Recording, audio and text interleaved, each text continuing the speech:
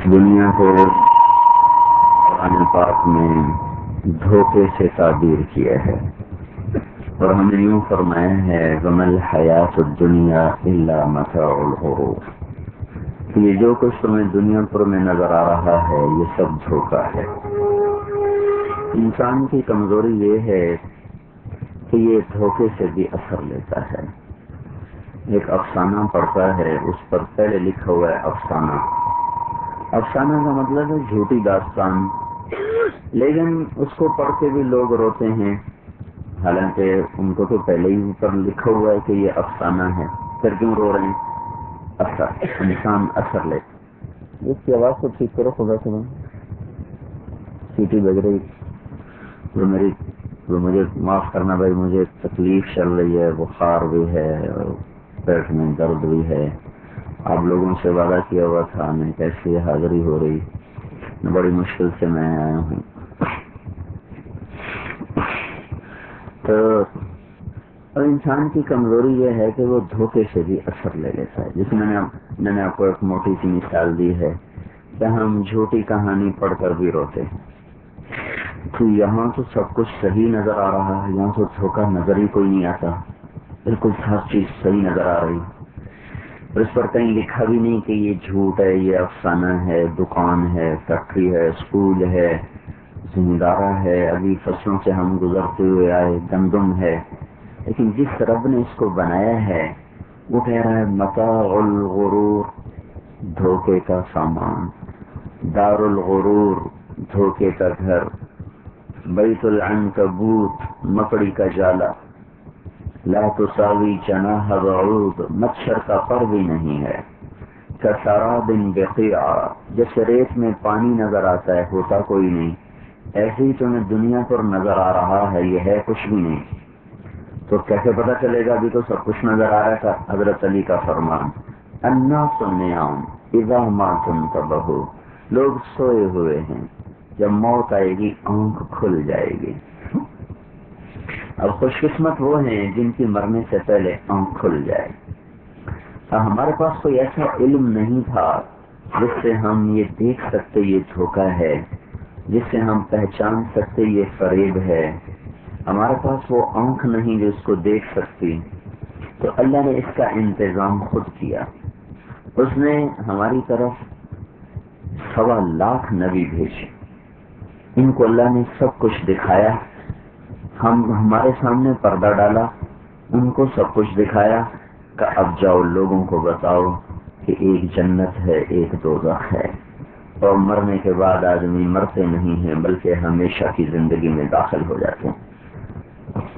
پر ہمیں تو نہیں پتا تھا ہم کیوں آئے ہیں، ہمیں نہیں پتا ہمیں کس نے بھیجا ہے، ہمیں نہیں پتا ہم کس مقصد کے لیے پیدا کیے گئے، ہمیں کوئی نہیں پتا ہم مر کے کہاں چلے جاتے ہیں، ہمیں کوئی نہیں پتا جسم مٹی میں مٹی ہو جاتا ہے تو اسے کون اٹھائے گا، کیا اٹھائے گا بھی صحیح کہ نہیں۔ تو جب صرف آدمی عقل سے سوچتا ہے تو اس کا جواب یہ ہے جو قرآن دیتا ہے، اذا كنا عظاما نخر، کیا کبھی پرانی ہڈیاں بھی زندہ ہوں، انا لمبعوثون، کیا کبھی قبر میں جانے کے بعد بھی کوئی زندہ ہو سکتا ہے، ہیہات ہیہات لما توعدون، کچھ نہیں سب جھوٹ ہے، مر گئے مٹی ہو گئے، جو کرنا یہی کر لو۔ یہ عقل کا جواب خود قرآن نقل کرتا ہے، پھر اس کا جواب اللہ دیتا ہے کہ نہیں ایسا نہیں ہے، فإنما هي زجرة واحدة فإذا هم بالساهرة فإذا نفخ في الصور نفخة واحدة وحملت الأرض والجبال فدكتا دكة واحدة فيومئذ وقعت الواقعة وانشقت السماء فهي يومئذ واهية والملك على أرجائها ويحمل عرش ربك فوقهم يومئذ ثمانية يومئذ تعرضون لا تخفى منكم خافية۔ یہ جواب پھر اللہ نے دیا، قرآن نے دیا، اور اپنے محبوب کو ہمارے اور اپنے درمیان واسطہ بنایا۔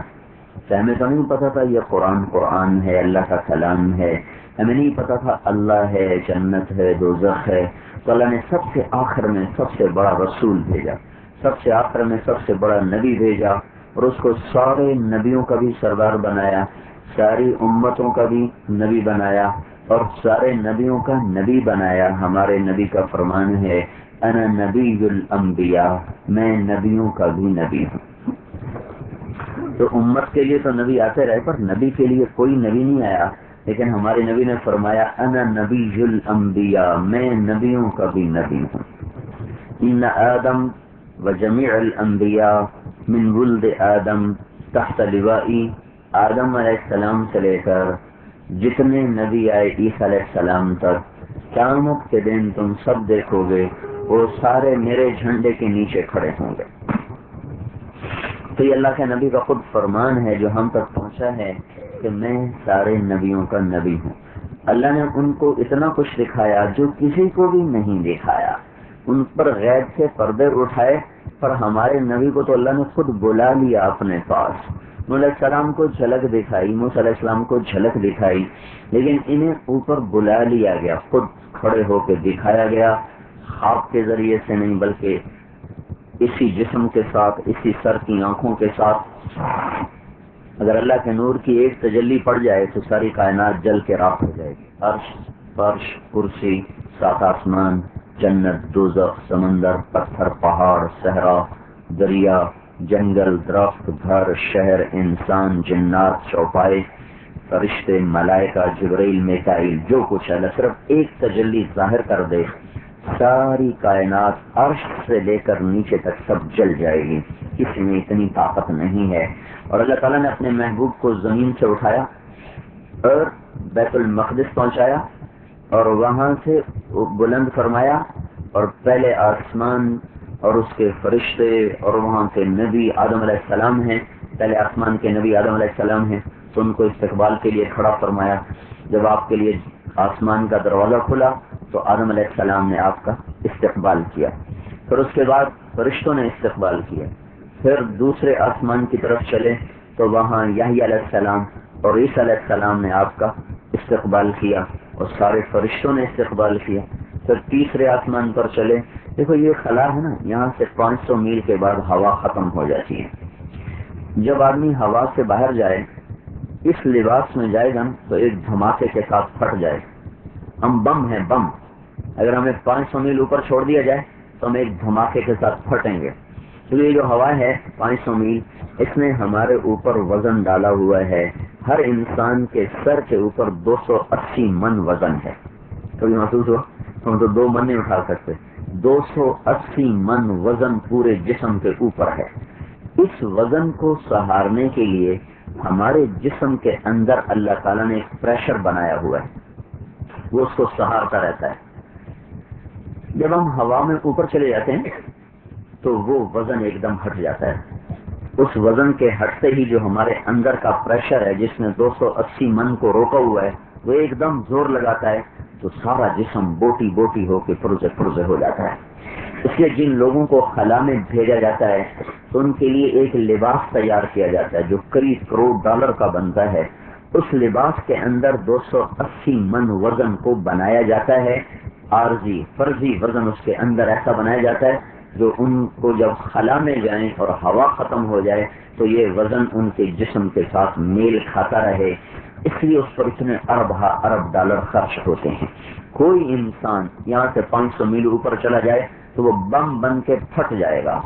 اللہ تعالیٰ نے اپنے محبوب کو اٹھایا اور بیت المقدس سے جو پہنچایا تو وہی کرتا، وہی تہمت، وہی جوتا. نہ کوئی خلائی لباس تھا، نہ کوئی راکٹ تھا، اور نہ آگے کوئی خلائی شٹل تھی، بلکہ آپ اسی کرتے اور تہمت میں آرام سے خلاؤں کو پار کرتے ہوئے سیدھے جا کر پہلے آسمان پر اتارے گئے. وہاں سے آدم علیہ السلام نے استقبال کیا. پھر دوسرے آسمان پر پہنچائے گئے، وہاں یحییٰ اور عیسیٰ علیہ السلام نے استقبال کیا. وہاں سے تیسرے آسمان پر پہنچائے گئے، وہاں یوسف علیہ السلام نے استقبال کیا. وہاں سے چوتھے آسمان پر پہنچائے گئے تو ادریس علیہ السلام نے استقبال کیا. پانچویں آسمان پر پہنچے تو ہارون علیہ السلام نے استقبال کیا. چھٹے آسمان پر پہنچے تو موسیٰ علیہ السلام نے استقبال کیا. ہر نبی آگے بڑھ کے استقبال کرتا تھا اور گلے ملتا تھا اور کہتا تھا مرحبا بالنبی الصالح، مرحبا بالاخ الصالح، مرحبا ہمارے نیک بھائی آئے اور ہمارے نیک نبی آئے. جب آپ 7ویں آسمان پر پہنچے تو ایک بیت اللہ دیکھا جس کا طواف فرشتے کر رہے ہیں. وہاں ایک بابا جی سفید داڑھی لمبی ناک تک, وہ ایسے بیٹھے ہوئے بیت اللہ کی دیوار سے ٹیک لگا کے اس طرح بیٹھے, یہ نہیں اٹھے, یہ بیٹھے رہے ایسے.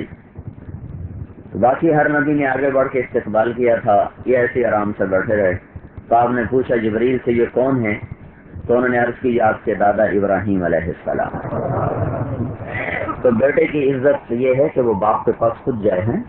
یہ بیٹے کی بڑائی اس میں ہے, بیٹے کی عظمت اس میں ہے کہ وہ خود باپ کے پاس جائے.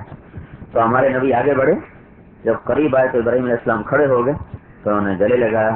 اور نبی تو کہتے تھے نا ہمارے بھائی آئے, تو ابراہیم علیہ السلام نے فرمایا مرحبا میرا نیک بیٹا آ گیا, مرحبا بالابن الصالح, مرحبا میرا نیک بیٹا آ گیا, میرا نیک نبی آ گیا. تو انہوں نے ایسے ماتھے پہ چوما اور اس کے بعد ان کو رخصت کیا. اس کے بعد سدرۃ المنتہا, وہاں جبریل نے آپ کو رخصت کیا. اس سے آگے آپ نے بذات خود پرواز فرمائی ہے. اس پرواز کا علم اللہ نے نہ کسی کو دیا, نہ اللہ کے نبی نے کسی کو بتایا.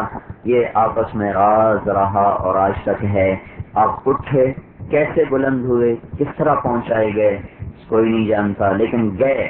اللہ نے عرش کے دروازوں کو کھولا, پھر عرش کے اوپر ہوئے, پھر عرش اور رب کے آگے درمیان میں کروڑوں اربوں کھربوں نور کے پردے ہیں, وہ سارے اٹھائے گئے اور اللہ براہ راست سامنے آ کر ہم کلام ہو گیا.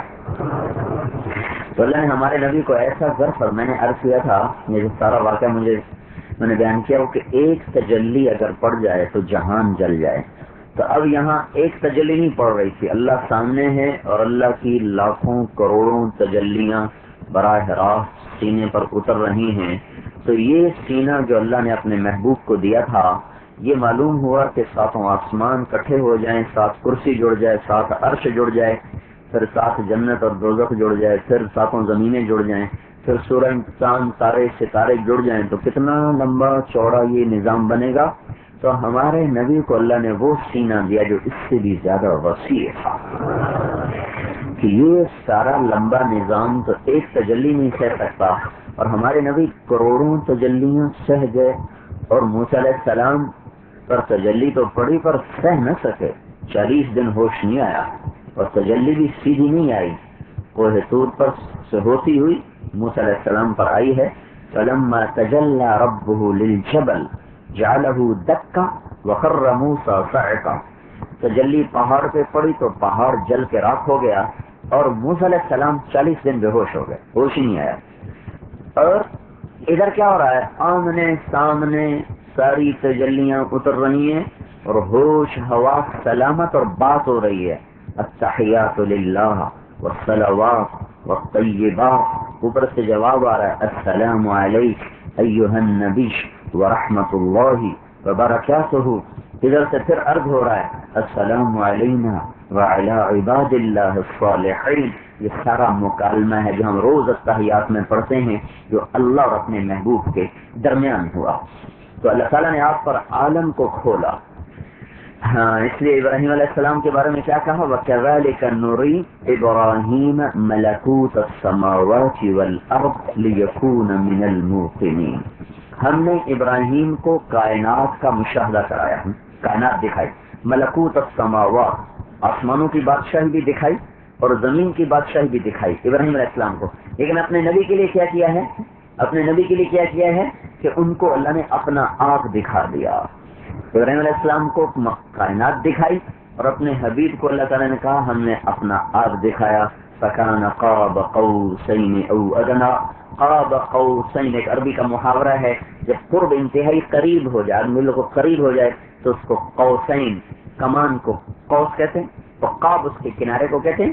تو عرب جب آپس میں صلح کرتے تھے تو کمانیں یوں آپس میں جوڑ دیتے تھے. وہ اپنی کمان کی تار اور وہ اپنی کمان کی تار کو یوں جوڑ دیتا تھا. تو اس کو عربی میں کہتے ہیں قاب قوسین, کہ یہ تو جڑ گئے, جڑ گئے. کیونکہ دونوں تاریں جب جڑ جاتی ہیں تو بیچ میں فاصلہ تو نہیں رہ جاتا نا, دونوں تاریں جڑ گئیں. تو اللہ ہر تشبیہ سے پاک ذات ہے، بس اس پر ہم ایمان لائے جیسے وہ اپنی ذات میں ہے، جیسے وہ اپنی صفات میں ہے، نہ اس کو کوئی تصور کر سکتا ہے، نہ اس کو کوئی تخیل کر سکتا ہے، نہ اس کی کوئی تشبیہ ہے، لیکن یہ خود اللہ کہہ رہا ہے کہ میں نے اپنے نبی کو اتنا قرب دیا جیسے دو کمانوں کی تانت آپس میں جڑ جاتی ہے، ایسے میں نے اپنے محبوب کو اپنا قرب عطا فرمایا۔ تو آپ کی خبر تو پھر سچی ہوگی نا، پکی سچی ہوگی۔ میری خبر کی کیا حیثیت ہے، یا آج کے سائنسدانوں کی خبروں کی کیا ہے؟ ہم ان کی خبریں سن کے حیران ہوتے ہیں اور اس کے پیچھے بھاگتے چلے جاتے ہیں۔ کسی نے کبھی دیکھا اس کے خون میں سے شکر نکل آئی ہو، پیشاب میں سے شکر نکل آئی ہو؟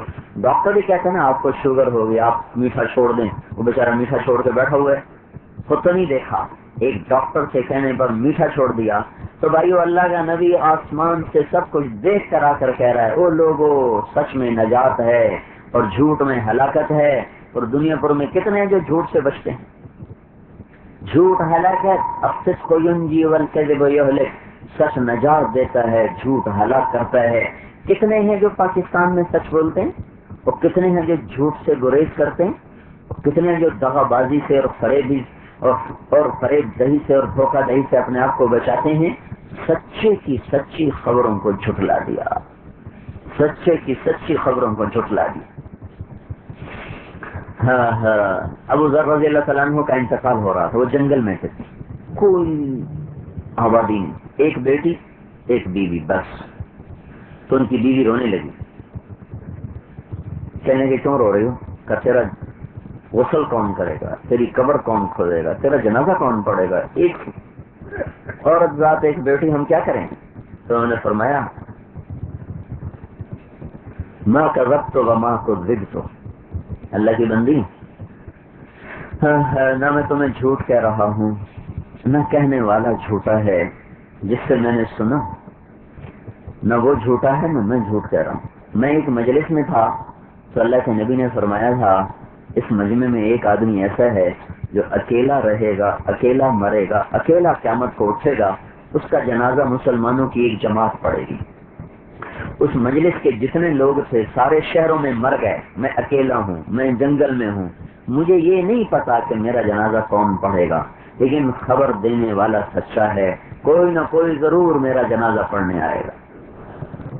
وہ کہنے کے انا وقد انقطع الحاج، ارے اللہ کے بندے کون آئے گا؟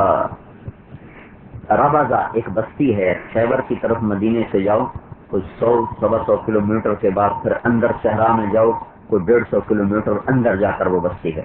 اب وہ ریت کے نیچے ہے۔ عراق سے جو لوگ حج کرنے آتے تھے تو وہ یہاں سے گزرتے تھے، حج کے موسم میں یہ راستہ آباد، باقی سارا سال یہ بے آباد۔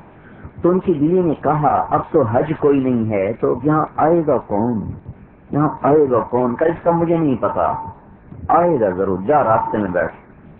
وہ سارا دن بیٹھ رہی، کوئی نہیں آیا، دوسرے دن گزر گیا، کوئی نہیں آیا، تیسرا دن انہوں نے محسوس کیا کہ آج میں نہیں بچوں گا، تو انہوں نے اپنی بیٹی سے کہا بیٹی بکری ذبح کرو، کھانے کا انتظام کرو، آج جو میرا جنازہ پڑھنے ہے ان کو کھانا کھلائے بغیر واپس نہیں کرنا۔ اب ماں بیٹی پریشان کہ تو ہمارے کا دماغ خراب ہو گیا، یہ کیسی باتیں کر رہا ہے، بکری ذبح کرو، کھانے پکاؤ۔ بیوی سے کہا جا پھر بیٹھ جا راستے میں، جا کر راستے میں بیٹھ گئی۔ اللہ اکبر۔ تھوڑی دیر گزری تو دور سے غبار اڑتا نظر آیا۔ غبار کا اڑنا کسی کی آمد کا پتہ دیتا تھا تو وہ کھڑی ہو گئی۔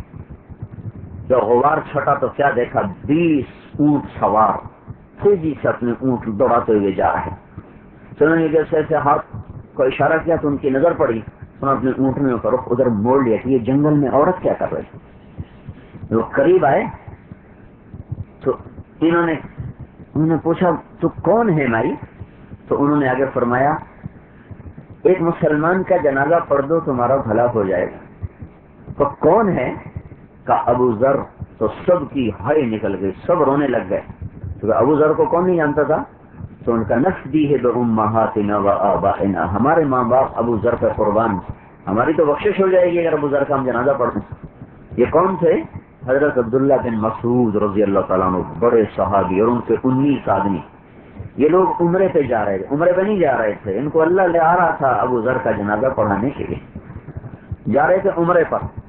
اور یہ راستہ مختصر تھا لیکن بے آباد تھا. تو حضرت عبداللہ بن مسعود کو جلدی تھی کہ حضرت عثمان نے بلایا تھا کہ میرے پاس پہنچو ہر حال میں. یہ سارے اسباب جمع ہوئے اللہ کے محبوب کی بات کو سچا کرنے کے لیے. تو انہوں نے وہ راستہ اختیار کیا, وہاں سے گزرے. جب پہنچے تو دیکھا وہ آخری دموں پر تھے. تو ان کو دیکھ کر مسکرا دیے کہ مجھے تو پہلے ہی پتا تھا کہ کوئی نہ کوئی تو آئے گا, کوئی نہ کوئی تو آئے گا. پھر فرمایا دیکھو مجھے کفن وہ دے جس نے کبھی حکومت کی نوکری نہ کی ہو, میرا جنازہ وہ پڑھے جس نے حکومت کی نوکری نہ کی. تم سب میں سے حکومت تھوڑی تھی, وہ تو خلافت تھی اس وقت. ابوبکر خلیفہ, عمر خلیفہ, عثمان خلیفہ, علی خلیفہ. تمہیں صرف ایک نوجوان ملا انصاری, انہوں نے کہا آج تک میں نے حکومت کی کوئی نوکری نہیں کی اور کہا بس ٹھیک ہے. تیرے پاس کفن ہے, کہا یہ میرا احرام ہے, میری ماں نے اپنے ہاتھوں سے تیار کیے ہے, تو بس تو مجھے اسی میں کفن دینا. جب ان کا انتقال ہوا, دفن سے فارغ ہوئے, تو ان کی بیٹی نے کہا عبداللہ بن مسعود سے کہ یا عم چچا کھانا تیار. وہ حیران تو بیٹی تمہیں کس نے بتایا, کھانا کیسے تیار ہو گیا؟ تو میرے ابا نے کہا تھا کہ آج لوگ میرا جنازہ پڑھنے آئیں گے, ان کا کھانا تیار رکھو. ابو عبداللہ بن مسعود نے کہا واہ ابو ذر, تو نے مر کے بھی سخاوت نہ چھوڑی. تو بھائیو, اللہ تعالیٰ نے حضرت محمد صلی اللہ علیہ وسلم کو صرف کائنات نہیں دکھائی, اپنا آپ دکھا دیا. جس کو اپنا آپ دکھا دے اس کے پیچھے کیا رہے گا؟ وہ سچی خبریں لے کر آئے, ان کی زبان سے نکلا کہ یہ دنیا لا تساوی جناح بعوض, یہ دنیا ایک مچھر کے پر کے برابر نہیں ہے. یہ دھوکے کا گھر, یہ مچھر کا پر, یہ مکڑی کا جالا, یہ مٹ جانے والی متاع ہے. یا ابا سفیان جئتکم بخیر الدنیا و کرامت الآخرہ. ابو سفیان میری مان کے چلو, میں تمہارے پاس دنیا بھی لے کر آیا ہوں, آخرت بھی لے کر آیا ہوں. میری مان کے چلو گے تو دنیا بھی ملے گی, آخرت بھی ملے گی. میں ایسا دین نہیں لایا جس میں صرف جنت ملتی ہو, میں ایسا دین لایا ہوں کہ دنیا بھی تمہارے تابع ہوگی, جنت بھی تمہیں اللہ تعالیٰ نصیب فرمائے گا. دنیا اور آخرت کے سارے خزانوں کی چابیاں اللہ نے دے کر ہمارے نبی کو دنیا میں بھیجا. دنیا کی عزتیں, آخرت کی عزتیں دے کر اللہ تعالیٰ نے ہمارے نبی پاک صلی اللہ تعالی علیہ وسلم کو بھیجا. تو آپ نے آسمان تک, عرشوں تک اللہ کا دیدار ہوا, ہم کلام ہو رہا, اللہ سے بات ہوئی. پھر یا اللہ, ابراہیم تو آپ کے خلیل تھے, موسیٰ علیہ السلام کلیم تھے, داؤد علیہ السلام کو آپ نے لوہا نرم کر کے دیا, اور عیسیٰ علیہ السلام, سلیمان علیہ السلام کو آپ نے ہوا تابع کر کے دی, اور عیسیٰ علیہ السلام کو آپ نے مردہ زندہ کر کے دیے. تو یا اللہ میرے لیے آپ نے کیا کیا ہے؟ اتخذت ابراہیم خلیلا وموسیٰ کلیما وعلمت لداود الحدید وسخرت لسلیمان الریاح واحییت لعیسی الموتى فماذا جعلت لی. یا اللہ یہ خلیل بنا, یہ کلیم بنا, یہ روح بنا, اس پر مردے زندہ ہوئے, اس کو کلام کا شرف ملا, اس کو خلت کا ملا, اس کے لیے ہوا تابع, اس کے لیے لوہا نرم. تو یا اللہ میرے لیے کیا ہے؟ تو اللہ تعالیٰ نے ارشاد فرمایا تیرے لیے میں نے سب سے اعلیٰ چیز تیار کی. اولیس قد اعطیتک افضل من ذلک کلہ, اے میرے نبی میں نے تمہیں سب سے اعلیٰ چیز دی ہے, وہ کیا ہے؟ تو اللہ تعالیٰ نے فرمایا اللہ ذکرت الا ذکرت معی, قیامت تک تیرا میرا نام اکٹھا رہے گا, جدا نہیں ہو سکتا. یہ چیز تو ہمیشہ کی ہو گئی, اب یہ ختم نہیں ہو سکتی. قیامت تک تیرا میرا نام اکٹھا رہے گا. جوڑ دیا, ایسے جوڑ دیا جیسے ایک افسر آتا ہے نا, یہ پرنسپل آیا تو اس کے نام کی پھٹی لگ گئی, پھر وہ پرنسپل صاحب تبدیل ہو گئے یا ریٹائر ہو گئے, تو دوسرا پرنسپل آیا تو ان کا نام لکھ دیا گیا, پھر وہ چلے گئے تو پھر تیسرا آ گیا, پھر وہ چلے گئے, چوتھا آ گیا. نام بدلتے رہے. ایسے لا الہ الا اللہ کے ساتھ نام بدلتے رہے. آدم نبی اللہ, شیخ نبی اللہ, اور ابراہیم خلیل اللہ, اور موسیٰ کلیم اللہ, نوح نبی اللہ, اور ہارون نبی اللہ, اور اسماعیل ذبیح اللہ. نام آتے گئے, بدلتے گئے, بدلتے گئے. جب لا الہ الا اللہ کے ساتھ محمد رسول اللہ کو جوڑا گیا تو یہ قیامت تک کے فٹ ہو گئے. اب یہ نہیں بدل سکتا. اللہ ذکرت الا ذکرت معی.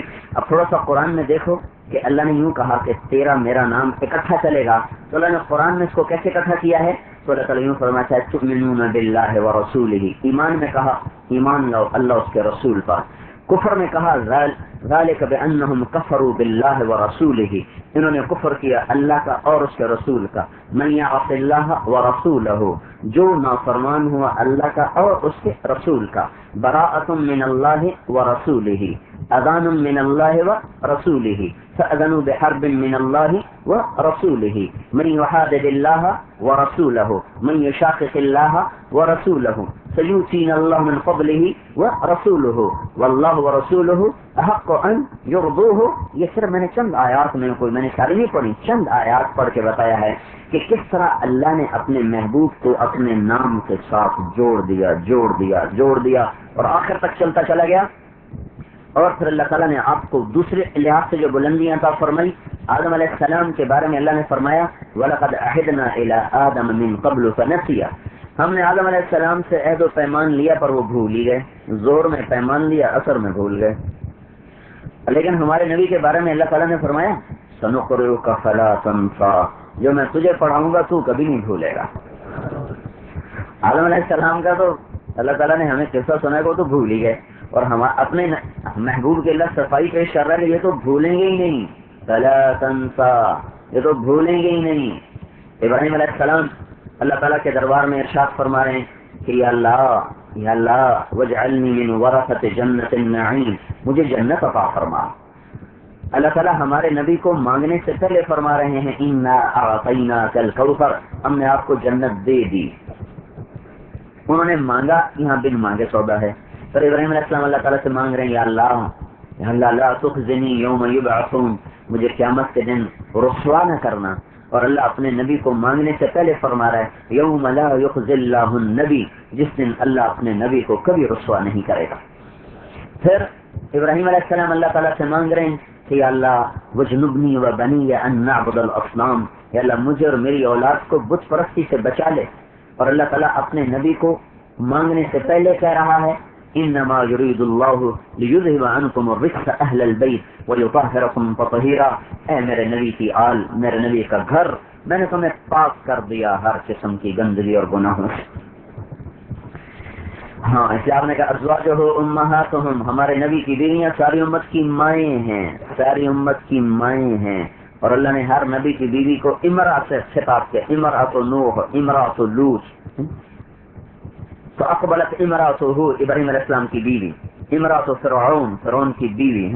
لیکن اللہ نے ہمارے نبی کی بیگمات کو امرأ کا لفظ نہیں دیا، زوج کا لفظ دیا، زوج. وَإِذْ أَسَرَّ النَّبِيُّ إِلَىٰ بَعْضِ أَزْوَاجِهِ حَدِيثًا، اور تبتغی مرضات ازواجک، اور وازواجہ امہاتہم، کہ زوج کا لفظ امرأة سے بہت عظیم الشان ہے. زوج اس کو کہتے ہیں جو زندگی کا ساتھی بنے، دکھ درد کا ساتھی بنے، خوشی اور غم کا ساتھی بنے، سفر اور حضر کا ساتھی بنے.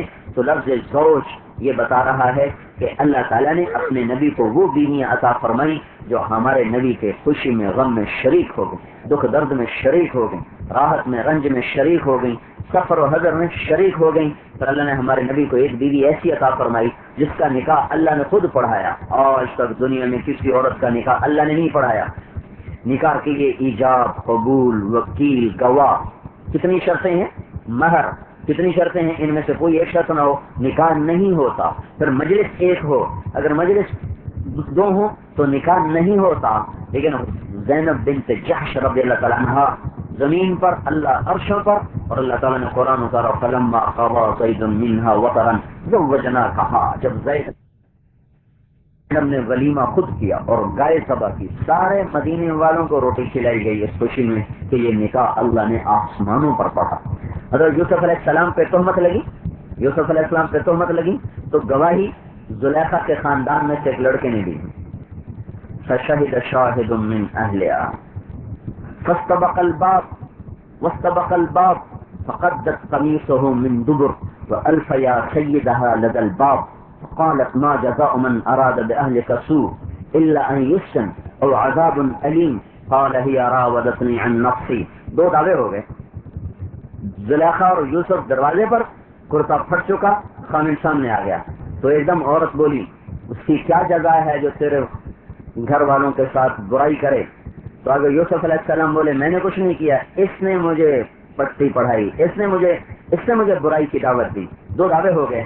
اب کون سچا؟ فشہد شاہد من اہلہا، تو زلیخا کے خاندان میں سے بچہ بول اٹھا ان كان قميصه قد من قبل فصدقت وهو من الكاذبين وان كان قميصه قد من دبر فكذبت وهو من الصادقين فلما راى قميصه قد من دبر قال انه من كيدكن ان كيدكن عظيم يوسف اعرض عن هذا واستغفري لذنبك انك كنت من الخاطئين. یہ ساری اللہ نے کہانی سنائی ہے. یوسف علیہ السلام پہ تہمت لگی، نبی ہیں، نبی، ان پر تہمت لگی تو اللہ تعالیٰ نے ایک بچے کو استعمال کیا اور اس نے گواہی دی. کرتا دیکھو آگے سے پھٹا ہے تو عورت سچی، پیچھے سے پھٹا ہے تو مرد سچا.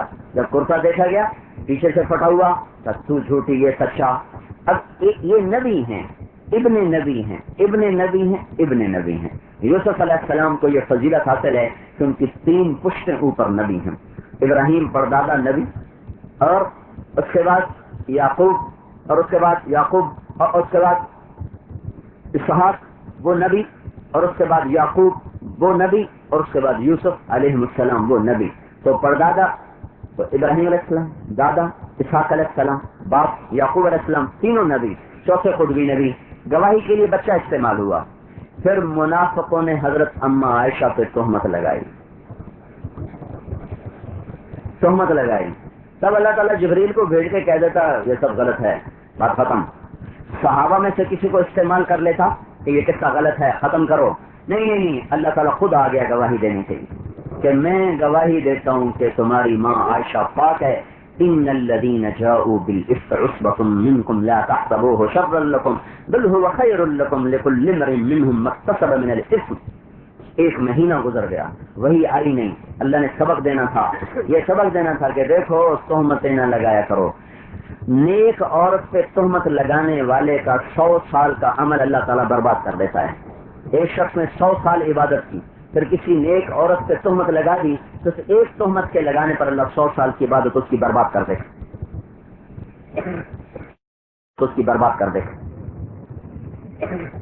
تو اللہ یہ ہمیں سبق دینا چاہتا تھا کہ زبان کو کھولنے سے بچو، غیبت سے، چغلی سے، تہمت سے، گالی سے بچو.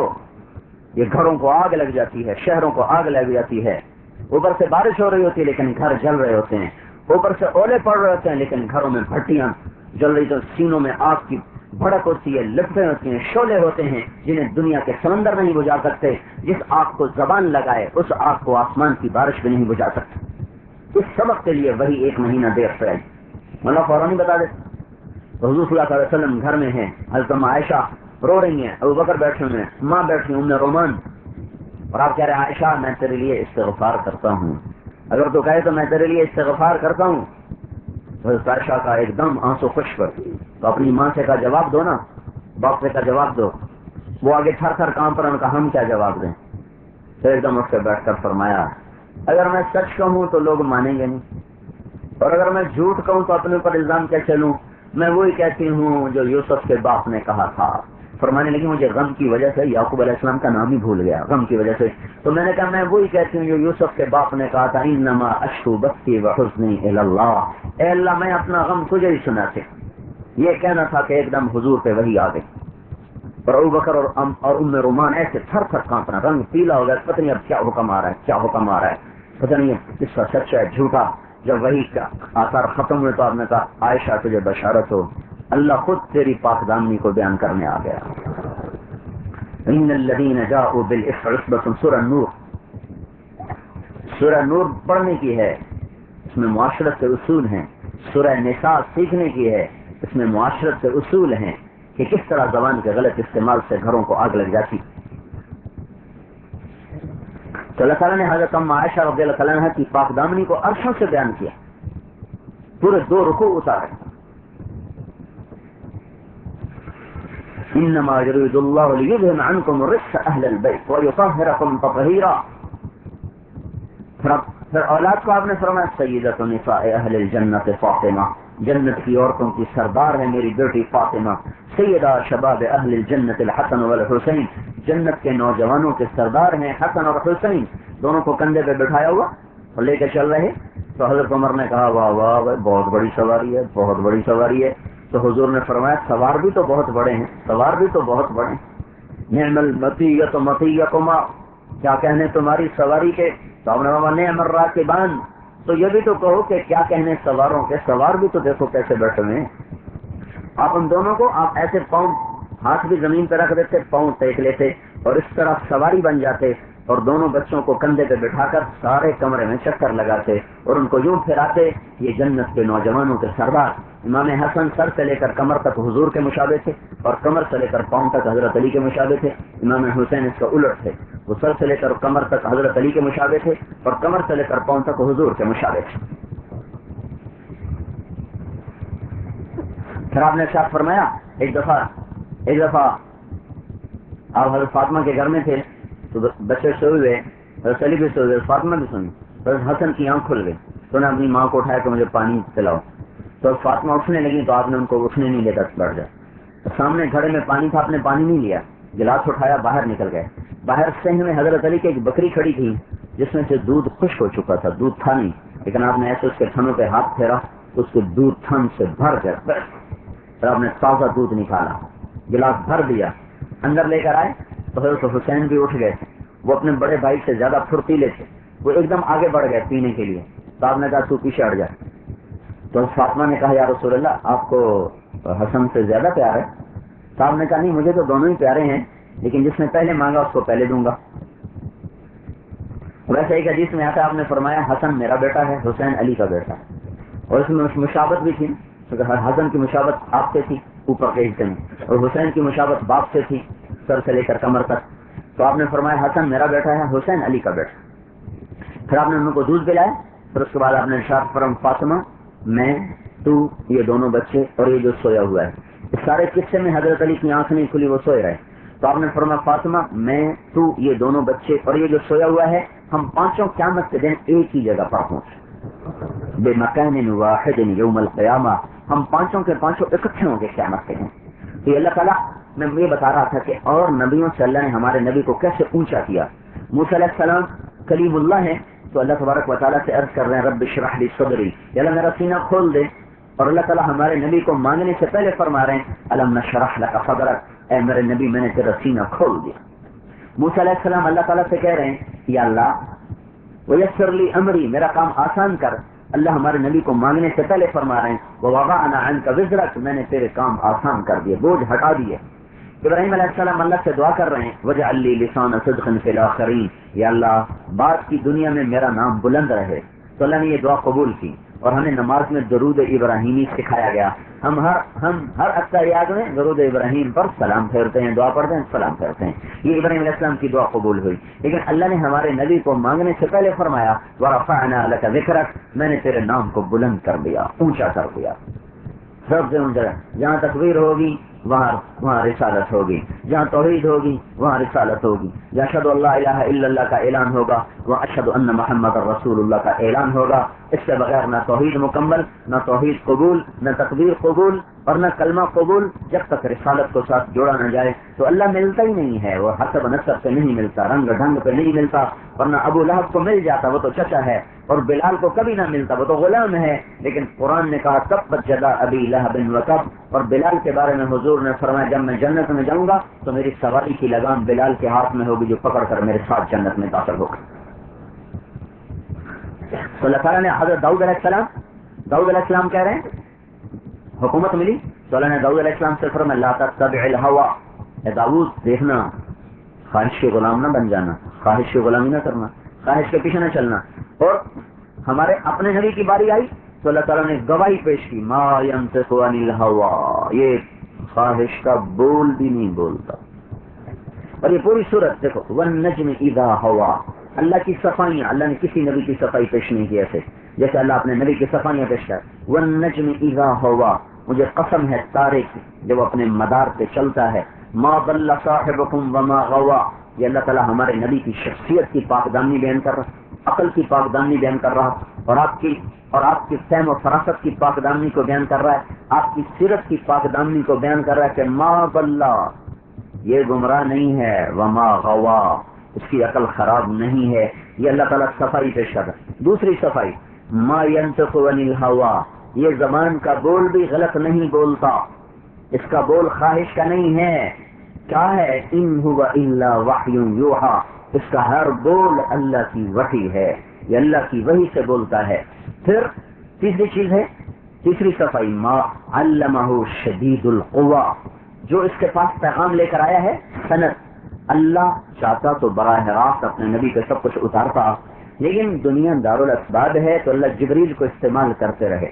جبریل استعمال ہوتا رہا. جبریل تو خود غلام ہے، جبریل خود غلام. ایک دفعہ آپ نے پوچھا جبریل، اللہ میرے بارے میں کہتے ہیں رحمت للعالمین، رحمت للعالمین، میری رحمت میں سے تجھے کیا حصہ ملا؟ تو کہنے لگے یا رسول اللہ، میں اپنے بارے میں ہمیشہ ڈرتا رہتا تھا کہ اللہ مجھے دوزخ میں ڈال دے، لیکن آپ کی توفیل اللہ نے آپ کے قرآن میں میری تعریف کی ہے، میری تعریف کی ہے. انہ لقول رسول کریم ذی قوت عند ذی العرش مکین مطاع ثم امین، کہ یہ اللہ نے میری تعریف کی ہے. تو اس کے بعد مجھے پتا چل گیا کہ اللہ مجھے دوزخ سے بچا لے گا. یہ آپ ہی کا توفیل ہوا ہے، آپ کی رحمت سے مجھے یہ حصہ ملا ہے. لیکن دنیا اسباب کا جہان ہے تو اللہ نے اپنے اپنے محبوب کے درمیان سند کو رکھا. جبریل بیچ میں واسطہ ہیں، اور سند کا صحیح ہونا بھی کسی بات کے صحیح ہونے کے لیے ضروری ہے. تمہیں کس نے یہ بات کہی بھائی؟ اب فلاں نے کہا چھوڑو وہ بھی کوئی آدمی ہے.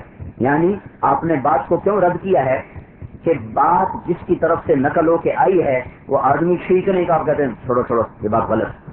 بھائی تمہیں کس نے بتایا تھا؟ فلاں نے کہو وہ تو بڑا معتبر آدمی ہے، یہ بات تو پکی ہوگی، یہ بات تو ٹھیک ہوگی.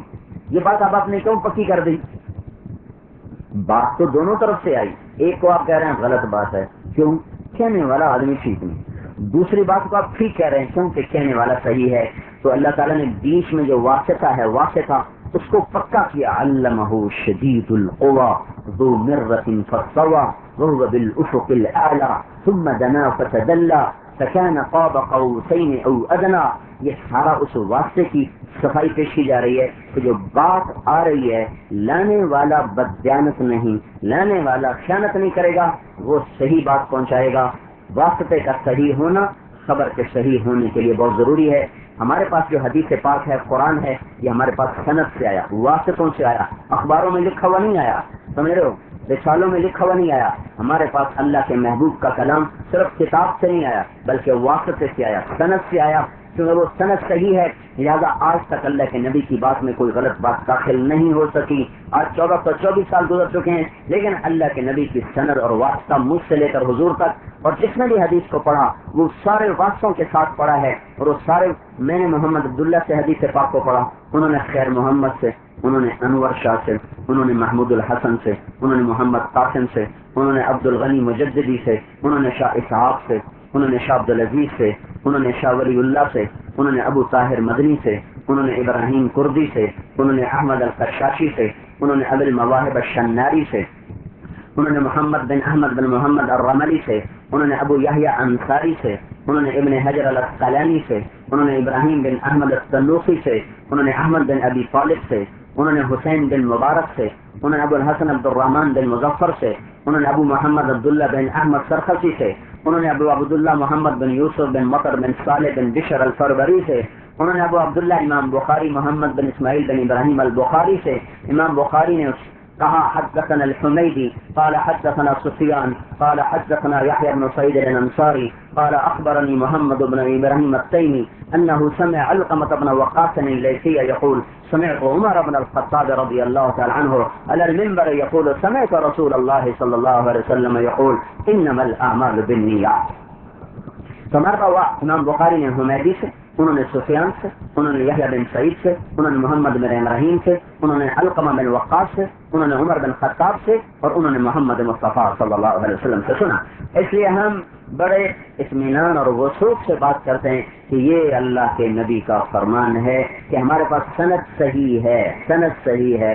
سند اخبار کی نہیں ہے، ڈائجسٹ کی نہیں ہے، پکی کچی روٹی کی نہیں ہے، بلکہ سند صحیح کے ساتھ یہ علم 1424 سال گزر چکے ہیں، آج بھی زندہ اور تابندہ ہے. جیسے اللہ کے نبی کی ذات پہ کوئی حرف نہیں آ سکتا ایسے آپ کے علم پر کوئی حرف نہیں آ سکتا. یہ آپ کا نسب نامہ ہے روحانی، علمی نسب، ہم سب اپنے نبی کی اولاد ہیں، روحانی اور علمی، لیکن آپ کا نسبی نسب نامہ بھی اللہ تعالیٰ نے محفوظ کر دیا، جس کے محفوظ کرنے کی بطور تاریخ کی بھی ضرورت نہ تھی اور بطور آپ کی شخصیت کی عظمت کی بھی ضرورت نہ تھی۔ آپ کا خاتم الانبیاء ہونا، رحمت للعالمین ہونا، مدثر ہونا، مزمل ہونا، طٰہٰ ہونا، یاسین ہونا، ابو القاسم ہونا، فاتح و خاتم ہونا، اور آپ کا محمد و احمد ہونا، آپ کا حاشر و ماہی ہونا، آپ کا صاحب کم ہونا، آپ کا سدرۃ المنتہا پر ہونا، اور آپ کا قاب قوسین کا لقب پانا، یہ ساری چیزیں ایسی ہیں جو آپ کے کسی بھی اور اضافی چیز کو ساتھ جوڑنے کی ضرورت نہ تھی، پر میرے بھائیو اللہ نے اپنے محبوب کی زندگی کو ایسا محفوظ کیا کہ آپ نے جس چیز کو ہاتھ بھی لگایا وہ بھی قیامت تک کے لیے محفوظ ہے۔ تو حضور صلی اللہ علیہ وسلم کا نسب کسی انسان بشر کا نسب محفوظ نہیں، ہمیں اپنے نسب کا کوئی نہیں پتا، تیسری نسل کے بعد ہمیں چوتھے دادے کا نام پتہ نہیں کہ اس کا نام کیا تھا، اس کی قبر کا بھی نہیں پتا، وہ کہاں مرا، وہ کہاں پیدا ہوا، وہ کہاں دفن ہوا۔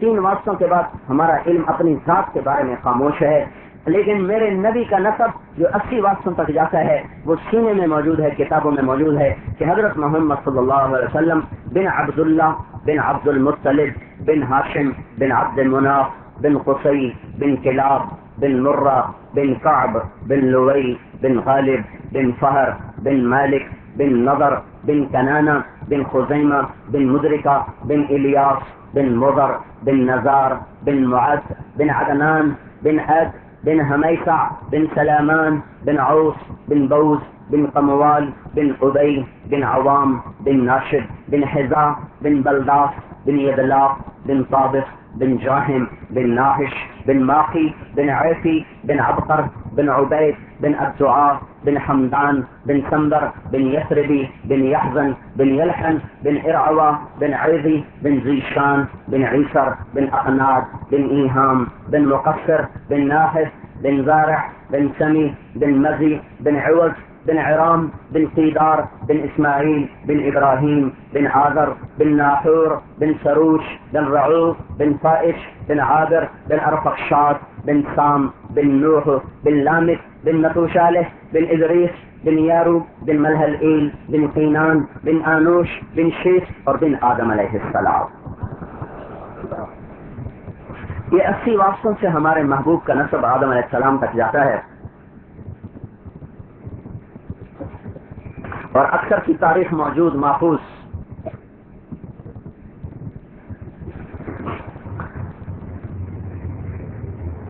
نسب میں سب سے لقد جاءکم رسول من انفسکم، ہم پڑھتے ہیں من انفسکم، یہ بھی ہے، اور من انفسکم یہ بھی ہے۔ ہماری جو قرات ہے حفظ اس میں ہے من انفسکم، اور ایک دوسری قرات ہے عرب میں پڑھی جاتی وہ ہے من انفسکم۔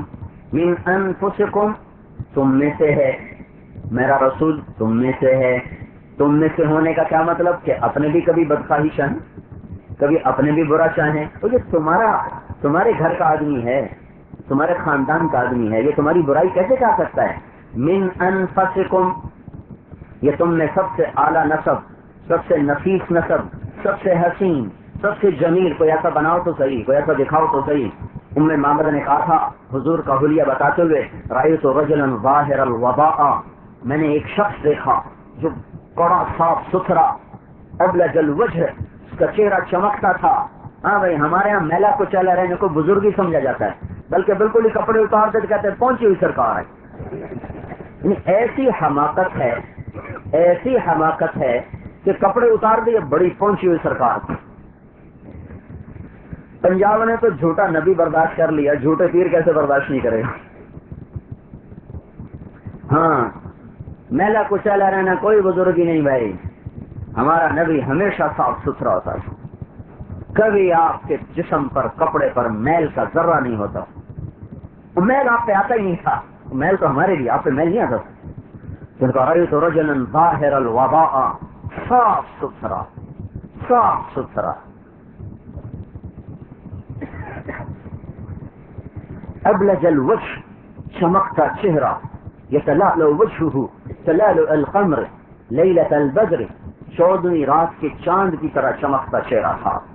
عظیم الہامہ، سر حسین بڑا، رجل الشعر، بال گھنگریالے کان کی لو تک، युजाविज़ शारहु शहमत उज़नैहि इज़ा वफ़र, कान की लौ तक, सफर में शानों तक, आम जिंदगी में कान की लौ तक, और सर कत्त लहिया, दाढ़ी बड़ी हसीन और वजनी, भारी दाढ़ी, घनी दाढ़ी सीने पर फैली हुई थी। लहयतिही कफाफा, मेरी हल्की दाढ़ी है, घनी दाढ़ी, और सर में दाढ़ी में सर में 17 सफेद बाल रहे 63 बरस की उम्र तक। आपके जिंदगी 63 साल 4 दिन है, 63 साल 4 दिन मुहर्रम सफर के लिहाज से, और 61 साल 2 महीने और 23 दिन है जनवरी फरवरी के लिहाज से, और 22,330 दिन और 6 घंटे हैं अय्याम के लिहाज से। उसमें गारे हिरा में जो पैगाम मिला, उससे लेकर दुनिया से जाने तक का जो वक्त 23 बरस, वो है 8,156 दिन। तो फरमाते हैं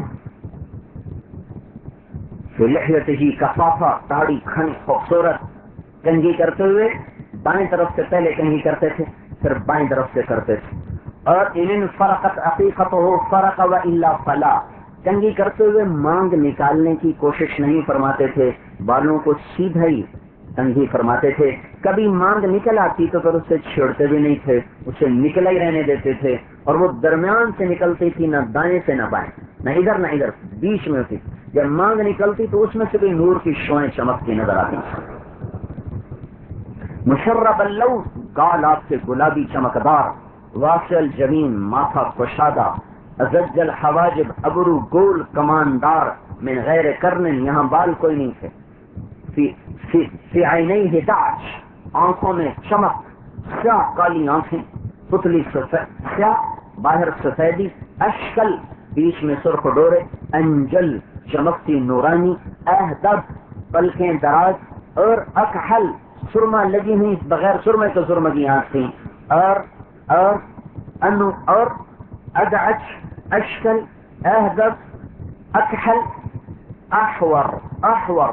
अहवर, इन सफेदी इंतहाई सफेद, पुतली इंतहाई स्याह, बीच में सुर्ख डोरे, ये आपकी आंखों का हुस्न था। और फिर फरमाया लम तुइबहु सुजला, मोटा नहीं था कि बदसूरत हो जाए, लम तुजरी बिही सुकला, ऐसे पतले न थे कि बेरोब नजर आए, वसीम कसीम, वसीम थे, कसीम, वसीम किसे कहें? जिसको देखने से जी न भरता।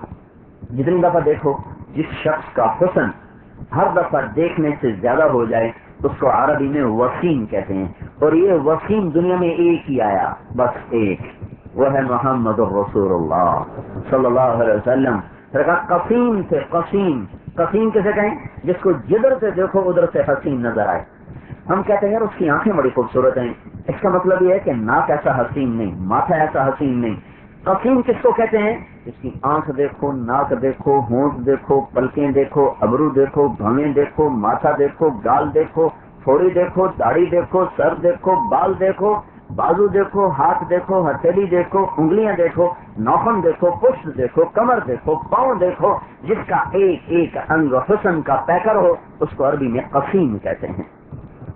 तो अम्मा उम्मे माबद ने कहा वसीम कसीम, मैं क्या बताऊं, वसीम था, कसीम था, लम तुइबहु सुजला, लम तुजरी बिही सुकला, यतलअलउ तलअलु अल-क़मर लैलतल बद्र अनवर अल-मुतजर्रद, जिस्म नूरानी बैद मा बैन अल-मनकिबैन, छाती बड़ी चौड़ी, अरीज़ सद्र, सीना भी चौड़ा और कंधों का दरमियानी फासला भी ज्यादा, ज़ख्म अल-करादीस, जोड़ बड़े मजबूत, रहबर राहा, हथेली बड़ी कुशादा, सखावत और दलेरी की निशानी, शतन अल-कफ़ैन वल क़दमैन, इधर हथेली के ऊपर की तरफ गोश्त पुर, रगें नजर नहीं आती थी, साइल अल-अतराफ, उंगलियां बड़ी मखरूत थी, लंबी हसीन थी, तवील अल-ज़नदैन, बाजू भी लंबे थे, सवा अल-बतन व सद्र, सीना और पेट बराबर था, ऐसा नहीं कि पेट इधर जाए चौधरी इधर जाए, सीना और पेट बराबर था।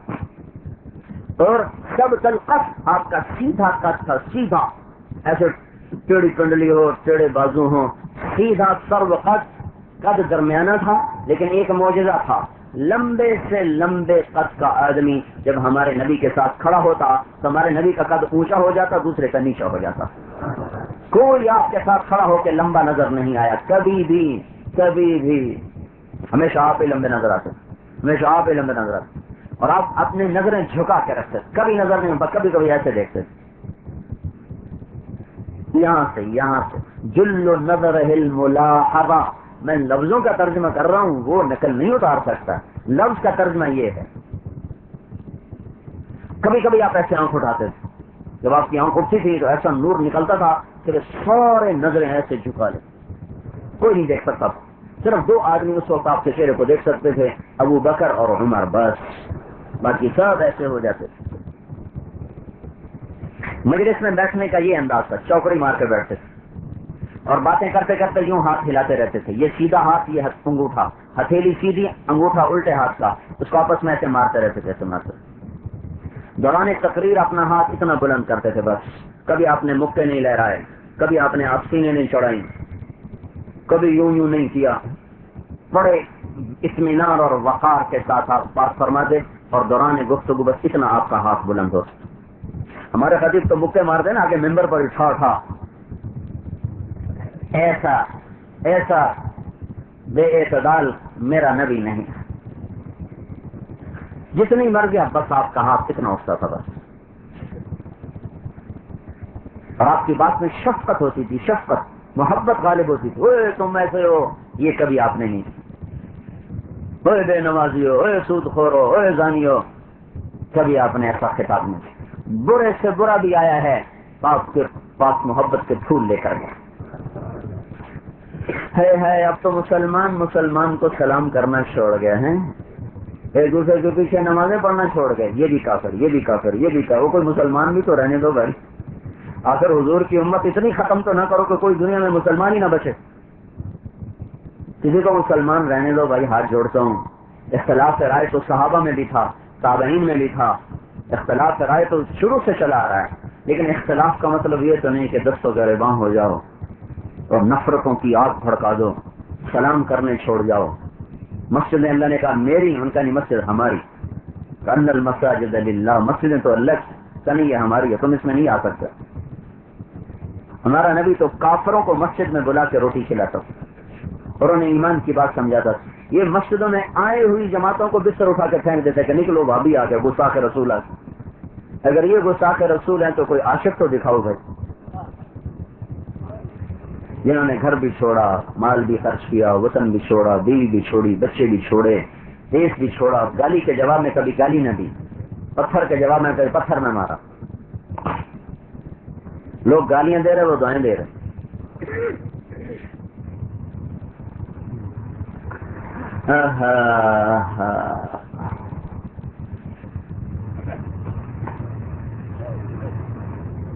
مدت ہوئی سیاد نے چھوڑا بھی تو کیا، تاب پرواز نہیں، راہ چمن یاد نہیں. اپنی زندگی بھول گئے، اپنے اخلاق بھول گئے. جو قافلوں کو پناہ دے دے، جو بیٹی کے قاتلوں کو ایک لفظ سے معاف کر دے، جو 20 برس قتل کے منصوبے بنانے والوں کو ایک لفظ میں کہ جاؤ مکے والوں میں نے تمہیں معاف کیا، اس کے آپ کو دائیں طرف سے کوئی بلاتا یا بائیں طرف سے آپ کیسے بیٹھتے ہیں؟ ادھر سے کسی نے مخاطب کیا یا رسول اللہ، تو آپ یوں نہیں کرتے تھے، ہاں کیا بات. کوئی ادھر سے آپ کو بلاتا یا رسول اللہ، تو آپ ایسے نہیں کرتے، ہاں کیا بات. بلکہ جب آپ کو ادھر سے بلاتا یا رسول اللہ تو آپ پورا اس کی طرف یوں مڑ جاتے تھے، پھر کہتے تھے ہاں جی کہو کیا بات. کوئی ادھر سے بلاتا پورا ایسے پھر کرتے ہاں جی بولو کیا بات. وہ کہتا میں نے آپ سے بات کرنی، ادھر بیٹھا تو آپ کان یوں کر دیتے، ادھر ہوتا تو وہ کان یوں کر دیتے. وہ لمبی کرے یا چھوٹی آپ نے کبھی نہیں کہا مختصر کرو، میرا وقت قیمتی ہے، سنتے رہتے. کبھی چلنے میں صحابہ کے آگے نہیں چلے، ان کو آگے چلاتے تو خود پیچھے چلتے. ادھر تو یہ ناظم بھی کہتا میں نے اگا رکھو تھی پیچھا رکھو، کھلنا دے ہار بھی پاؤ میں. اور یہ دو جہان کی سرداریاں لے کر، جنت کی چابیاں ہاتھ میں لے کر آپ صحابہ کو آگے چلاتے تو خود پیچھے چلتے. اور کبھی ایسے کندھے ہلا کے نہیں چلے، آپ کندھے جھکا کے چلتے. یہ تکفؤا، قدم اس طرح اٹھاتے تھے کہ آپ کے قدم چھوٹے ہوتے تھے، ایسے لمبا قدم نہیں رکھتے تھے، قدم چھوٹا، فاصلہ چھوٹا، چال میں اتنی تیزی کہ آپ چلتے تھے تو صحابہ کو ساتھ دوڑنا پڑتا تھا، چال اتنی تیز تھی آپ. اور کندھا جھکے ہوتے تھے، ایسے نہیں کرتے، ایسے نہیں چلتے تھے، گردن بھی جھکی، کندھے بھی جھکی۔ جب مکہ فتح ہو رہا اور آپ مکے میں داخل ہو رہے تو شاہانہ شان سے ہوتا ہے، ایسے آپ ہوتے اور دائیں بائیں یوں دیکھ کے چلتے، لیکن آپ کی تھوڑی اونٹنی کے پالان سے یوں لگی ہوئی تھی، ایسے سر جھکایا۔ تو ابو سفیان اوپر پہاڑ کی چوٹی پہ تھا، تو آپ نے پہلا لشکر گزارا خالد بن ولید کا 1000 کا۔ ابو سفیان کو دیکھ کر کہا اللہ اکبر۔ ابو سفیان نے حضرت عباس سے کہا یہ کون ہے؟ کہ یہ خالد۔ اچھا وہ غلام تو مراد یہاں چھوکرا کا، وہ چھوکرا اتنا بڑا سردار بن گیا، لشکر لے کے جا رہا ہے۔ پیچھے سے حضرت زبیر کا لشکر گزرا 300 کا۔ یہ کون ہے؟ 500 کا۔ یہ کون ہے؟ انہوں نے تکبیر پڑھی، کہا یہ زبیر ہے۔ تو زبیر کون؟ تیرا بھانجا ابن اخت بن صفیہ کا بیٹا؟ کہا ہاں میرا بھانجا صفیہ کا بیٹا۔ پیچھے ابو ذر گزرے جن کو مکے کے حرم میں مار پڑی تھی، 300 کو سواروں کو لے کر جھنڈا لیے ہوئے۔ کہا اللہ اکبر۔ کہ یہ کون ہے؟ کہ یہ بنو غفار ہے۔ پھر بشیر بن شیبان گزرے جھنڈا لے کر 400 کا۔ کہ یہ کون ہے؟ کہ یہ بنو اسلم ہے۔ پیچھے بریدہ بن حسیب گزرے بنو کعب کو لے کر۔ کہ یہ کون ہے؟ کہ یہ بنو کعب ہے۔ پھر حضرت خالد ابن معبد بن خالد نعمان ابن مقرن المزنی وہ 800 کو لے کر چلے گا، یہ کون ہے؟ کہ یہ مزینہ ہے۔ پھر معبد بن خالد الجہنی 400 کو لے کر چلے گا، یہ کون ہے؟ کہ یہ جوہینہ ہے۔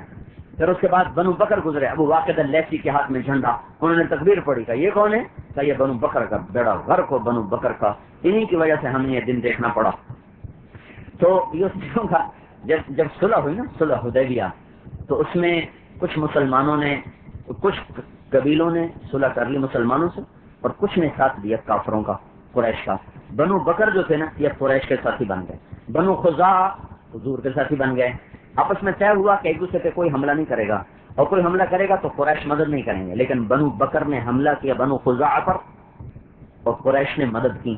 اس کا حضور کو پتہ چلا، ادھر آپ نے مکہ پر چڑھائی کی۔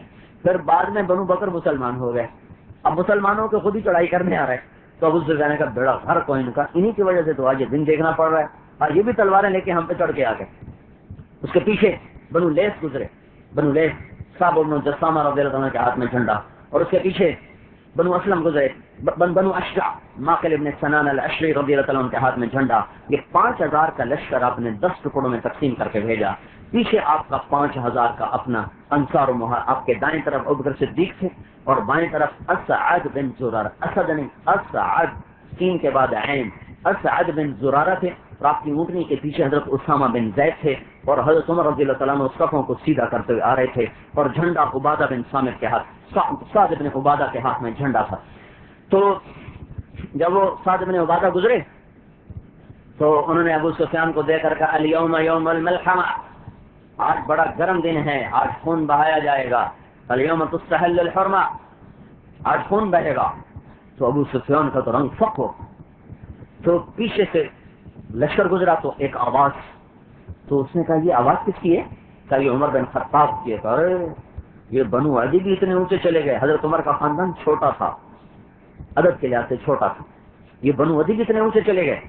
اتنے میں حضور کی سواری آئی تو آپ اس شان سے تھے کہ آپ کا اونٹنی، آپ کی تھوڑی اونٹنی کے پالان سے یوں لگی تھی۔ بادشاہ ایسے داخل نہیں ہوتے، بادشاہ ایسے داخل نہیں ہوتے، افسر ایسے داخل، افسروں کے ہاتھ میں تو اسٹک ہوتی، گردن ٹیڑھی ہوتی، سلاخیں ہوتی، حالانکہ ریٹائرمنٹ کے بعد ان کو پوچھتا بھی کوئی نہیں، پھرتے ہیں حقار میر، کوئی پوچھتا نہیں۔ کوئی ہوتا ہے جو اپنی اوقات کو یاد رکھتا ہے، ورنہ ہر کوئی کرسی پہ بیٹھ کے پتہ نہیں کیا سے کیا بن جاتا ہے۔ وہ سمجھتا ہے کہ میرے نیچے سے پھرتے بھی نہیں، یا صرف ایک اللہ ہے جس کو بقا ہے، باقی سب کو فنا ہے۔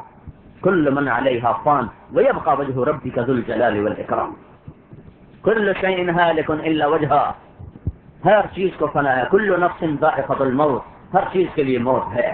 ایک اللہ ہے جو اپنی ذات صفات میں باقی، قائم دائم ابدی ازلی، اول آخر ظاہر باطن، متعال بر طواب منتقم، ایک اپنی ذات میں رحمان رحیم ملک قدوس السلام المؤمن المهيمن العزيز الجبار المتكبر الخالق البارئ المصور الغفار القهار الفهاب الرزاق الفتاح العليم القابض الخافض الخافض الرافع المعز المذل السميع البصير الحكم العدل اللطيف الخبير الحليم العظيم الغفور الشكور العلي الكبير الحسيب الجليل الكريم الرقيب المجيب الواطئ المجيد الباعث الشهيد الحق الوكيل القوي المتين الولي الحميد المحصي المبدي المعيد المحيي المميت الحي القيوم الواجد الماجد الواحد الأحد الأول الآخر الظاهر الباطن الوالي المتعال البر التواب المنتقم العفو الرؤوف مالك الملك ذو الجلال والإكرام المقسط الجامع الغني المغني المانع الضار النافع النور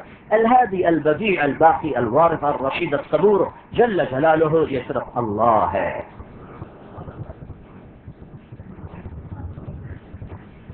آگے ضبط فنا کی جھوک ہے. کوئی نہ رہا کوئی نہ رہا. کوئی رہتا تو اللہ کا نبی رہتا، پر اللہ نے ان کو اختیار تو دیا. جبریل آ گئے اندر، ملک الموت باہر، جبریل اندر. کہ یا رسول اللہ ملک الموت دروازے پر ہیں، اندر آنے کی اجازت چاہ رہے ہیں، آپ اجازت دیں گے تو اندر آئیں. ہاں مطلب ہم سے کوئی نہیں پوچھے گا، یاد رکھنا ہے. عبدالستار لالے کا سے کسی نے پوچھا، سارے منصوب ٹک حرص و حوث کو چھوڑ میاں، مت دیس بدیس پھرے مارا، قضات اجل کا لوٹے ہے دن رات بجا کر نقارا. کیا بدیا بھینسا بیل شکر، کیا گونی پلہ سر بھارا، کیا گیہوں چاول موٹ مٹر، کیا آگ دھواں اور انگارا. سب ٹھاٹ پڑا رہ جائے گا جب لاد چلے گا بنجارا. ہم سے کوئی نہیں پوچھے گا. وہ ایک ہی ہستی تھی جس سے پوچھا گیا تھا پہلا اور آخری، پہلا اور آخری. آپ نے کہا آنے دو، وہ آگے. یا رسول اللہ جب سے موت کا کام ذمہ لگا ہے اللہ تعالیٰ نے پہلی دفعہ کہا ہے پوچھ کے جانا، اور اللہ تعالیٰ نے پہلی دفعہ کہا ہے تو پوچھ لینا، آنا چاہیں تو لے آنا، رہنا چاہیں تو واپس آ جانا. لیکن یہ نہیں کہا کہ موت نہیں دوں گا، لیکن ہاں مرضی ہے جب تک آپ زندہ رہیں آپ کو کوئی نہیں پوچھے. تو آپ نے فرمایا اگر میں کہوں میری جان نکالو تو میری بھی نکال لو گے؟ کہا جی آپ کی بھی نکالوں گا. تو آپ نے جبریل کو دیکھا، تیری کیا رائے ہے؟ تو جبریل بولے یا رسول اللہ اللہ آپ کی ملاقات کا شوق رکھتے، آگے آپ کی مرضی. تو آپ نے کہا اچھا تم جاؤ پہلے اللہ سے پوچھ کے آؤ کہ میرے بعد میری امت کے ساتھ کیا کرے گا، میں پھر جواب دوں گا. تو ملک الموت کھڑے رہے، جبریل واپس گئے، جواب لے کر آئے کہ اللہ تعالیٰ فرما رہے ہیں کہ ہم آپ کی امت کو آپ کے بعد اکیلا نہیں چھوڑیں گے. کہ الآن قرۃ عینی، اب میری آنکھیں ٹھنڈی ہیں. ہاں اللہ کی قسم، میرے رب کی قسم، بحر و بر کے شہنشاہ کی قسم، اگر اللہ کا نبی اس وقت یہ مسئلہ حل نہ کرواتا تو آج ہم پہ تو صرف بم برس رہے نا. یہ بڑے چھوٹا عذاب ہے. ہم بندر بن چکے ہوتے، ہم خنزیر بن چکے ہوتے، ہم جانور بن چکے ہوتے. جو ہو رہا ہے قوم لوط پہ پتھر برسے تو کیا آج قوم لوط والا گناہ نہیں ہو رہا؟ اور سود کھانا مچھلی کھانے سے بڑا گناہ ہے. مچھلی کھانے پہ بندر بنایا. ماں باپ کی نافرمانی مچھلی کھانے سے بڑا گناہ ہے. زنا کرنا، شراب پینا، قتل کرنا، سود کھانا، رشوت لینا، ظلم کرنا، ظالم کا ساتھی بننا، یہ جوا کھیلنا، یہ سارے کے سارے مچھلی کھانے سے بڑے گناہ ہیں. وہ مچھلی حلال کھانے پر بندر بنے. ہم تو بندر سے بھی کچھ آگے بن جاتے اگر اللہ کے نبی کی یہ دعا اس وقت نہ ہوتی. اگر یہ مسئلہ حل نہ کرواتے تو آج ہم انسان نہ ہوتے. دعائیں دو اس کملی والے کو. اور اسی کی نافرمانی، اسی کی نہ ہو. کیسے عجیب بات، اسی سارا دنیا پر اسی کے لیے چھریاں استعمال کر رہا ہے. سنت دی خیر ہے، کرو تو ثواب ہے، نہ کرو گناہ تو کوئی نہیں ہے. ہر کوئی فتویٰ دے رہا ہے سنت دی خیر ہے، کرو تو ثواب ہے، نہ کرو تو گناہ تو کوئی نہیں. تو یہ مسئلہ حل کروایا. آپ کا اچھا جبریل ملک الموت کام کرو. تو جبریل کی بھی ہائے نکل گئی کہ یا رسول اللہ ہے کیا آپ نے جانے کا فیصلہ کر لیا؟ تو میرا بھی آج دنیا میں آخری دن ہے، بس آج کے بعد پھر میں بھی نہیں آؤں گا. اور کبھی نہ رونے والا، سارے جہان کو رولانے والا ملک الموت جب اس نے حضور کی روح مبارک کو قبض کیا تو اس کی آنکھوں میں آنسو آ گئے. واہ محمد، ہائے آج جگ سب سے بڑی مصیبت دیکھ رہا ہے. دنیا ایسی بڑی مصیبت کا دن کبھی نہ دیکھے گی. دنیا پر ایسا بڑا حادثہ، ایسی بڑی آفت قیامت تک نہ آئے گی کہ اللہ نے اپنے محبوب کو دنیا سے اٹھایا اور دنیا والے ان رحمتوں سے محروم ہو گئے جو آپ کے وجود مبارک کے طفیل چل رہی ہیں. اتنی بڑی بادشاہی اور سر ایسے جھکا ہوا، تھوڑی لگی ہوئی زبان پہ لا الہ الا اللہ وحدہ نصر عبدہ انجز وعدہ ہزم الاحزاب لوحدہ. یا اللہ سب کچھ تو نے کیا، میں نے کچھ نہیں کیا، اللہ سب کچھ تو نے کیا، میں نے کچھ نہیں کیا ہے۔ یہ بیچارے سیاستدان کیا کہیں، ہم آپ کی سڑکیں بنا دیں گے، کالج بنا دیں گے، ہم امن کر دیں گے، ہم چیزیں سستی کر دیں گے۔ کوئی بھی نہیں کہتا کہ اللہ کے فضل سے یہ ہو جائے، اللہ کر دے گا، ہم کوشش کریں گے اللہ کر دے گا، ہم کوشش کریں گے اللہ کر دے گا۔ اللہ کو تو بیچ میں سے نکال ہی دیا، اور میرا نبی کہہ رہا ہے یا اللہ تو نے کیا، میں نے تو کچھ نہیں کیا، اللہ تو نے کیا، تو نے وعدہ سچا کیا، تو نے لشکروں کو شکست دی۔ تو ایسے سر جھکا ہوا جب ابو سفیان کے سامنے آیا تو انہوں نے کہا یا رسول اللہ الیوم یوم الملحمہ، کیا آج خون بہے گا؟ ہم نے کہا نہیں، الیوم یوم المرحمہ، آج تو معافی ملے گی، پکے قاتلوں کو معافی ملے گی۔ تو ابو سفیان نے کہا آپ کا جھنڈے والا تو کہہ رہا ہے الیوم یوم الملحمہ، آج تو خون بہے گا۔ تو ابو بکر صدیق نے کہا یا رسول اللہ، سعد گرم طبیعت کے ہیں، ان کی تلوار تیزی نہ دکھا دے، آپ ان سے جھنڈا واپس لیں۔ تو سعد بڑے غیور صحابی اور مدینے کے سب سے بڑے سردار تھے۔ تو اپنے ہمارے نبی کے حکمت دیکھو، اگر آپ جھنڈا کسی اور کو دیتے تو ان کے جی میں کچھ نہیں آنا تھا، وہ نبی پر فدا تھے، لیکن ممکن ہے کچھ آ جائے، ممکن ہے کچھ آ جائے، اس خیال کو رد کرنے کے لیے آپ نے حضرت سعد کے بیٹے کو بھیجا، قیس بن سعد کا، جاؤ اپنے ابا سے کو جھنڈا تمہیں لے دے۔ تو بیٹے کو دیکھتے تو تکلیف نہیں ہوتی نا، سبحان اللہ کیا حکمت۔ تو میں اگر کہا ابا اللہ کے رسول کہہ رہے ہیں جھنڈا مجھے دے دو، تو نہیں پہلے کوئی نشانی لاؤ، نشانی کہ کیا انہوں نے واقعی بھیجا؟ یہ کوئی کرسی کی وجہ نہیں تھی، یہ نبی کے جھنڈے کے اٹھانے کا شوق تھا، نہ کہ کوئی کرسی نہیں تھی کہ یہ جھنڈا مجھ سے جا رہا ہے، اگر سے بیٹا ہی ہے پر فضیلت تو ادھر جا رہی، کہ نہیں بیٹا کوئی نشانی لاؤ۔ تو گئے یا رسول اللہ ابا نشانی مانگ، تو آپ نے ایسے اپنی پگڑی کو اتارا، کہ یہ میری پگڑی اس کو دکھا، یہ پگڑی نشان۔ تو انہیں ایک دم سمع ہوا تھا، ایک دم جھنڈا ان کو پکڑا دیا۔ ہم مکے میں داخل ہو رہے ہیں، اور 20 برس کے قتل کے منصوبے بنانے والوں کو ایک لفظ میں کہہ رہے ہیں جاؤ میں نے معاف کیا۔ ہے او بھائیو، آج سگا بھائی اب ہمیں بھائی کو معاف کرنے کے لیے تیار نہیں، تھوڑا سا کسی سے رائے کا اختلاف ہوا تو اس کو معاف کرنے کے لیے تیار، اس کو کافر سے نیچے تو کھڑا کرنا ہی نہیں نا۔ تو بھائیو تبلیغ ایک پیغام محبت ہے، تبلیغ حضرت محمد صلی اللہ علیہ وسلم کی پاکیزہ اور مبارک زندگی کو لے کر پھرنے کا کام۔ ہم کوئی جماعت نہیں، میں نے آپ سے کوئی 1.5 گھنٹہ بات کی ہوگی، اس میں نے کوئی تبلیغی جماعت کا منشور پیش کیا یا کوئی اپنا مسلک پیش کیا، ساری بات اس کے گرد گھوم رہی ہے کہ اللہ اس کے رسول کی غلامی میں آؤ، اللہ کی عظمت کے سامنے سر جھکاؤ، دنیا پر میں کوئی بے نمازی نہ رہے، کوئی دنیا پر کی عورت، کوئی مرد، کوئی افسر، کوئی ماتحت بے نمازی نہ رہے۔ وہ مسلمان کیا مسلمان ہے جو اذان سن کے مسجد کو نہ آئے؟ آپ نے فرمایا بہت بڑا ظالم ہے، بہت بڑا ظلم ہے، بہت بڑا نفاق ہے۔ کیا یا رسول اللہ؟ آپ نے کہا اذان کی آواز سنے اور مسجد نہ جائے، اس سے بڑا ظلم ہے ہی کوئی۔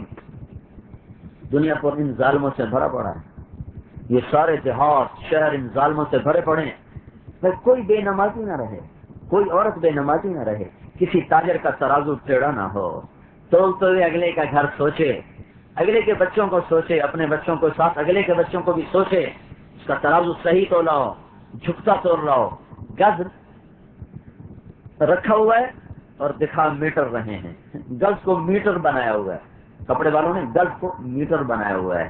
کتنا بچا لیتے؟ 3 انچ، بس صرف 3 انچ۔ 3 انچ کے پیچھے اگر جنت چلی گئی تو پھر کیا بنے گا؟ اور 3 انچ بچا کے کتنے پیسے کما لیں گے؟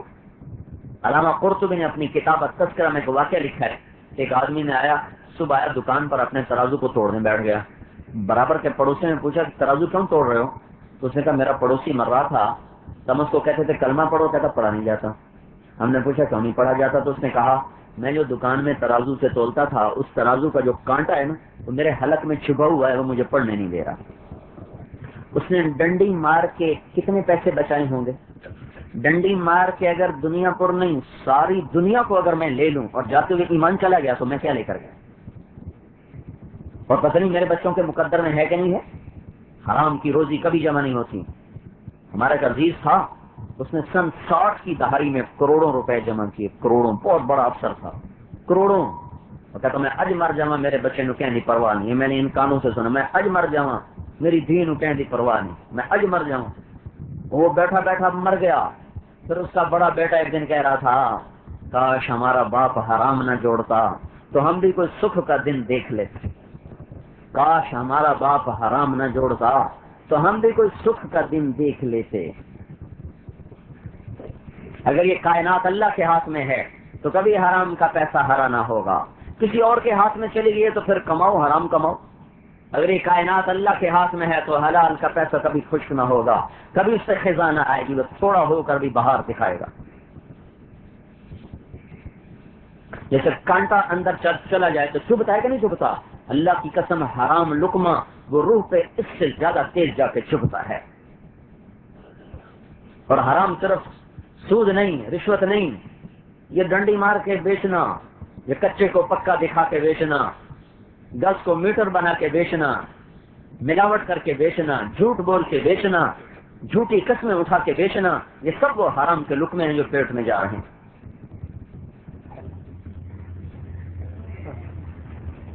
من امسا کالم بعمل یدہ امسا مغفورا لہ، اللہ کے نبی کا فرمان ہے جو صبح سے شام تک بچوں کی روزی کمانے میں تھک جائے، حلال کمانے میں، تو اس نے کے سارے گناہ معاف ہو جائے۔ حلال کمانا، حرام نہیں، جھوٹ نہیں۔ یہ دنیا پور کے بینک کس نے بھرے ہوئے؟ اس میں سیونگ اکاؤنٹ کس نے کھولے؟ امریکہ نے آ کے کھولے، برطانیہ نے کھولے، یہ دنیا پور کے لوگوں نے تو سیونگ اکاؤنٹ کھولا ہوا ہے۔ اب بینک والوں کے چکر میں آ گئے کہ تمہارا پیسہ بڑھ رہا ہے، بڑھ نہیں رہا، پھٹ رہا ہے، ہلاکت کے فیصلے ہو جائیں گے۔ رکھنا ہے رکھو، کرنٹ میں رکھو، اور کم از کم سیونگ سے تو نکالو۔ اللہ کے وعدوں پہ توکل کیوں نہیں کرتے، یقین کیوں نہیں کرتے؟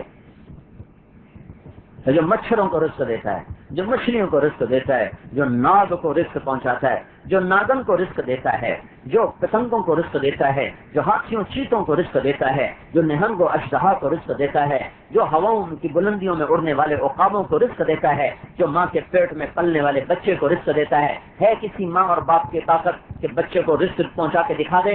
اور اللہ کہتا ہے یا ابن آدم من اوصل الیک الغذاء وانت جنین فی بطن امک، میرے بندے تجھے ماں کے پیٹ میں کون سا رزق دینے والا؟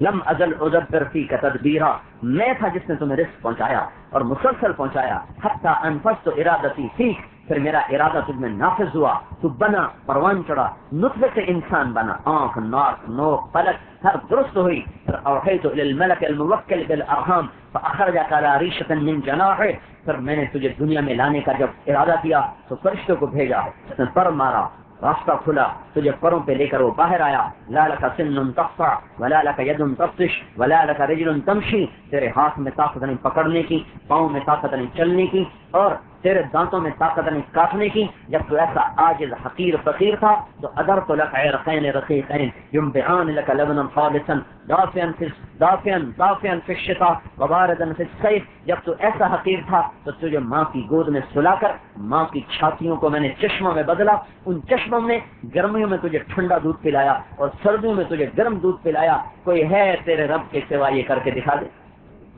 فهل يقدر على ذلك احد غيري وجعلت لك حنانا في صدر ابويك، پھر میں نے تیرے ماں باپ کو تیرے لیے بے قرار کر دیا، لا یاکلان حتی تشبع ولا ینامان حتی ترقد، تو سوئے نہیں وہ سو نہیں سکتے، تو کھائے نہیں وہ کھا نہیں سکتے، تو روتا ہے وہ چلاتے ہیں، تو ہائے کرتا ہے وہ چیختے ہیں، تیرا درد ان کا درد بن جاتا ہے، تیری آہ ان کی فریاد بن جاتی ہے، میں ان کو تیرے لیے بے قرار کر دیتا ہوں۔ اگر میں یہ بے قرار نہ کرتا تو کوئی ماں کسی لال کے لیے نہ جاگتی، اور کوئی باپ جا کر دھوپ میں ڈیوٹیاں نہ دیتا، اور سڑکوں پہ چکر نہ کاٹتا، اور ریڑھی نہ لگاتا، اور پتھر نہ توڑتا، اور سارا دن تھک کے نہ کھاتا۔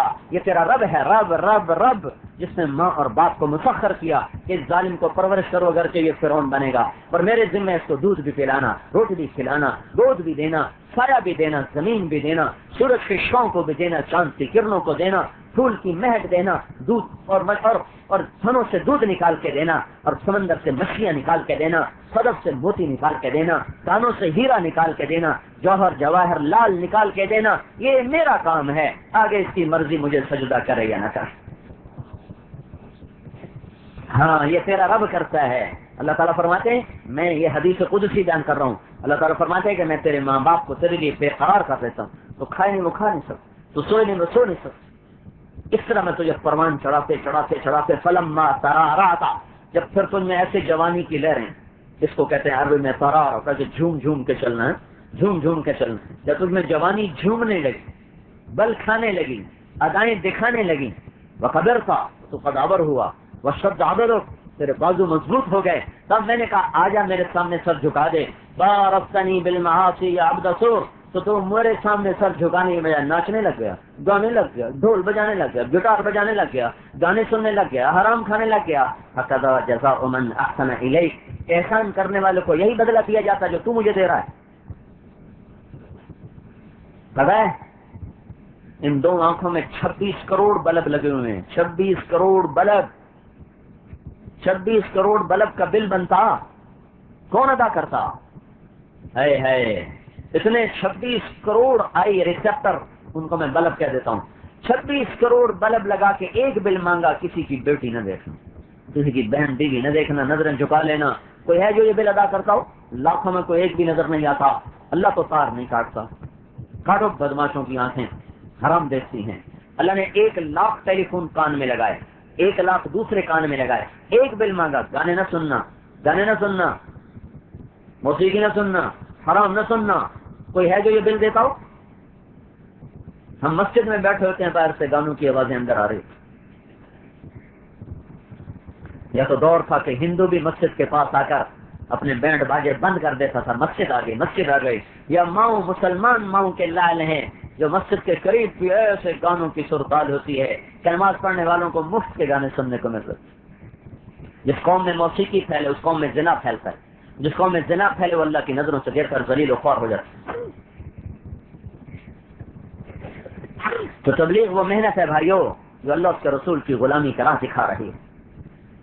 گانے والے توبہ کر گئے، سننے والے بھی کر جاؤ. ابھی جنید جمشید حج میں میرے ساتھ تھا، ہم نے تو حج کیا، بس میں بیٹھ کر اس نے پیدل حج کیا. سارا پیدل حج آدمی کو توڑ پھوڑ کے رکھ دے، پاؤں اتنے سوج جاتے ہیں، چل چل چل کے آدمی کی بنیادیں ہل جاتی. ہم سواریوں میں جا رہے، وہ پیدل کا، میں پیدل کروں گا، پچھلی قضائیاں دینی ہیں. دنیا کو گمراہ کیا ہے، اب اللہ کو منانا چاہتا ہوں. جس کے اشاروں پر لڑکے لڑکیاں ناچتے تھے اور اس کا حال دیکھنے والا تھا جو وہ پیدل حج کے لیے نکلوا اکٹھے تھے ہم. تو تبلیغ وہ محنت ہے بھائیو جو ایسے لوگوں کو یہ راہیں دکھا دیتی ہے. اب اگر ان کو کہیں کہ یہ گستاخ رسول ہے تو اس سے بڑا ظلم اور کیا ہوگا. یہ تو رسول نے نہیں مانتے تو اور کس کو مانتے ہیں.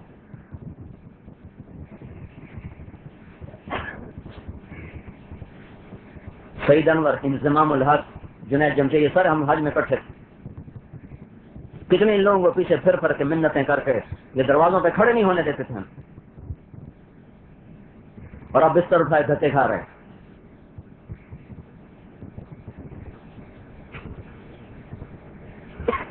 تبلیغ کوئی جماعت نہیں، کوئی فرقہ نہیں، کوئی مسلک نہیں. تبلیغ ایمان کی محنت ہے، تبلیغ ختم نبوت کی محنت ہے. کوئی نبی نہیں آئے گا، دین سیکھو بھی صحیح، پھیلاؤ بھی صحیح، محبتوں کے ساتھ. اختلاف رائے رکھو پر محبت تو کرو، محبت تو کرو. محبت فرض ہے، اختلاف ایک فطرت.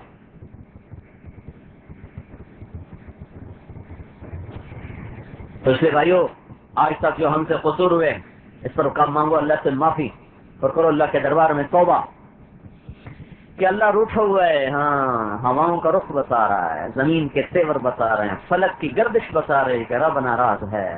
راضی ہوتا تو یہ حال نہ ہوتا.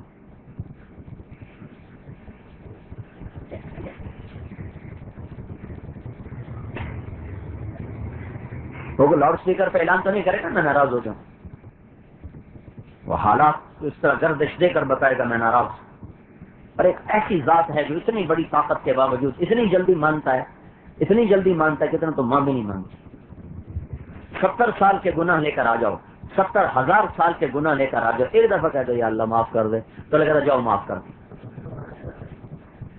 4 دن لیٹ ہو جاؤ نا ماں کو منانے میں تو وہ کہے گی مردود پہلے کہاں مر گیا تھا، آج آیا تو 8ویں دن تو معافی مانگنے، تو نے پہلے دن مجھ سے معافی کیوں نہ مانگی. باپ کہتا تو نے پہلے دن معافی کیوں نہ مانگی. افسر ناراض ہو جائے، ماتحتوں کو ایمان بیچنا پڑتا ہے، ایمان بیچ کے افسروں کو مناتے ہیں.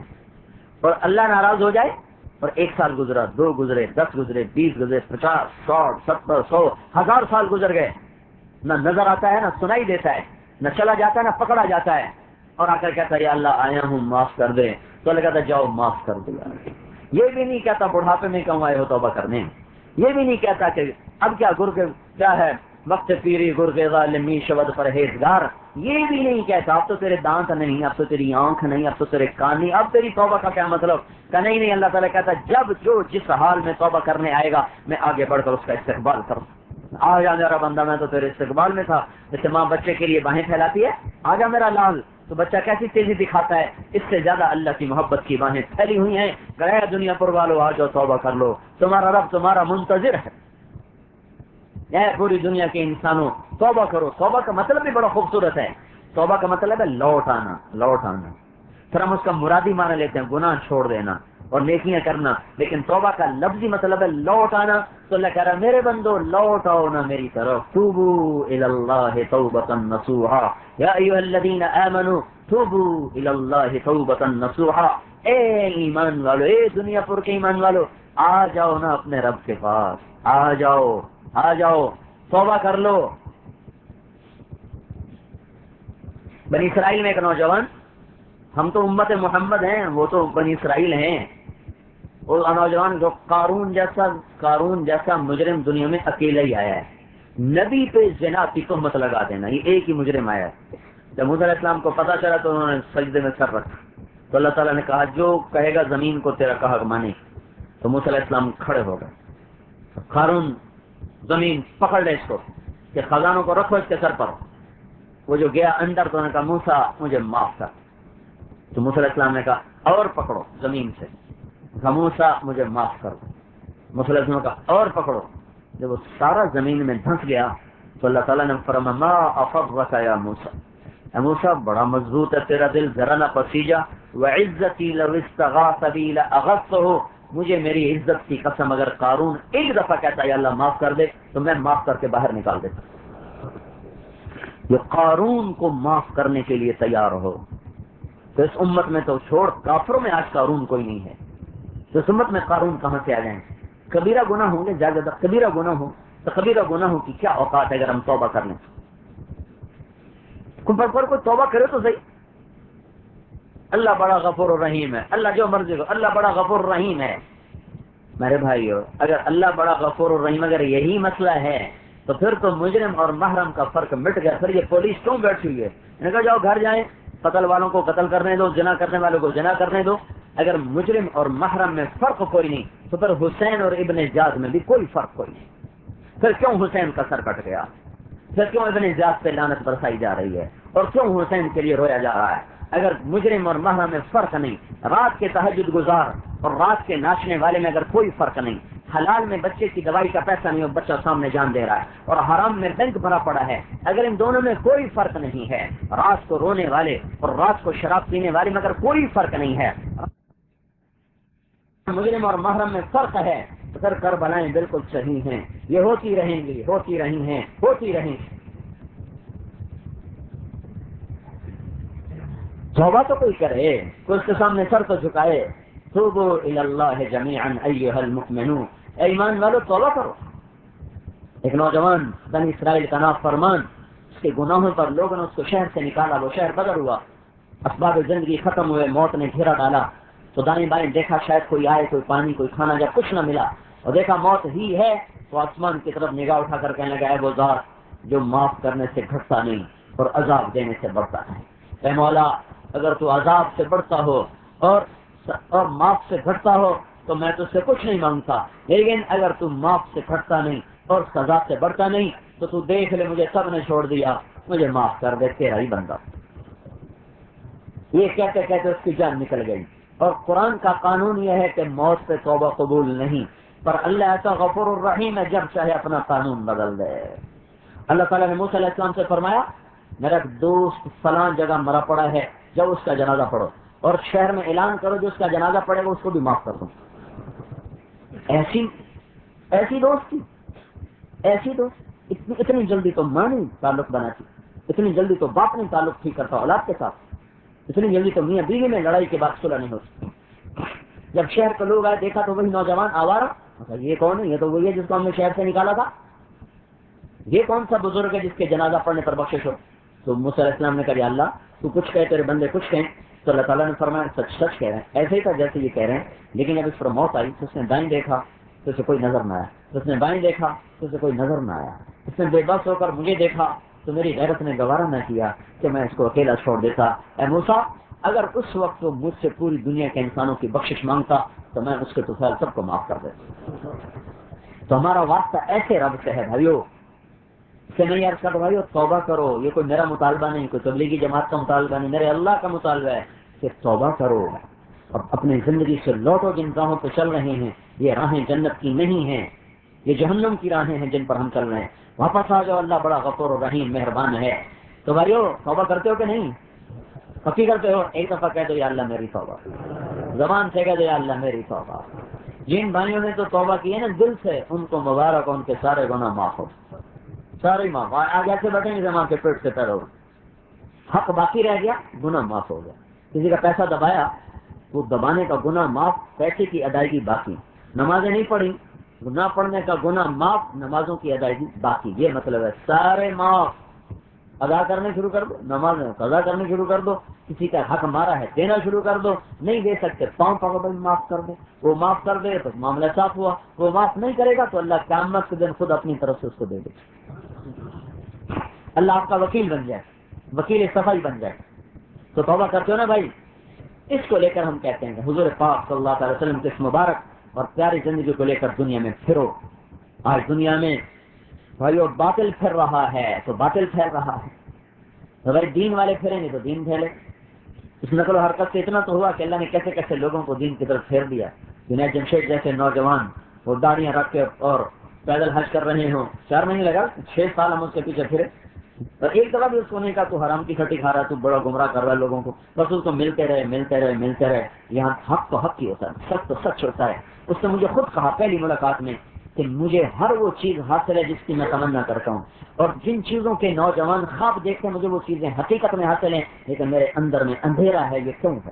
میرے اندر میں خلا ہے، یہ کیوں ہے؟ اس کی کیا وجہ ہے؟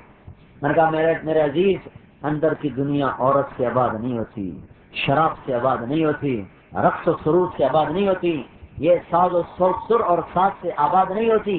دل کے تاروں کو صرف لا الہ الا اللہ کا نغمہ چھیڑتا ہے اور کوئی نغمہ نہیں چھیڑ سکتا۔ جاؤ ساری دنیا پھر کے دیکھ لو، کہیں تمہیں چین مل جائے تو اللہ کو اللہ نہ سمجھنا۔ اللہ کا چیلنج ہے، الا بذکر اللہ تطمئن القلوب۔ اے دنیا کے انسانوں، میرا چیلنج ہے، اگر میرے یاد کے سوا کہیں چین مل جائے تو مجھے رما نہیں چھوڑ دینا۔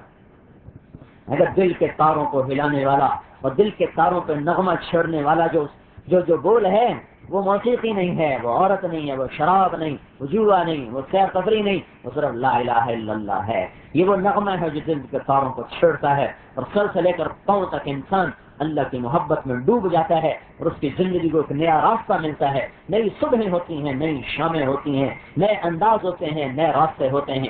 زندگی اللہ کی قسم بیدار ہی اس وقت ہوتی ہے جب اللہ کا تعارف ہو جائے۔ اللہ کا تعارف نہیں ہے، پیسہ پیسہ پیسہ پیسہ، یہ بھی کوئی زندگی ہے، یہ بھی کوئی زندگی ہے، مر مرا کے چھوڑ کے چلے گئے۔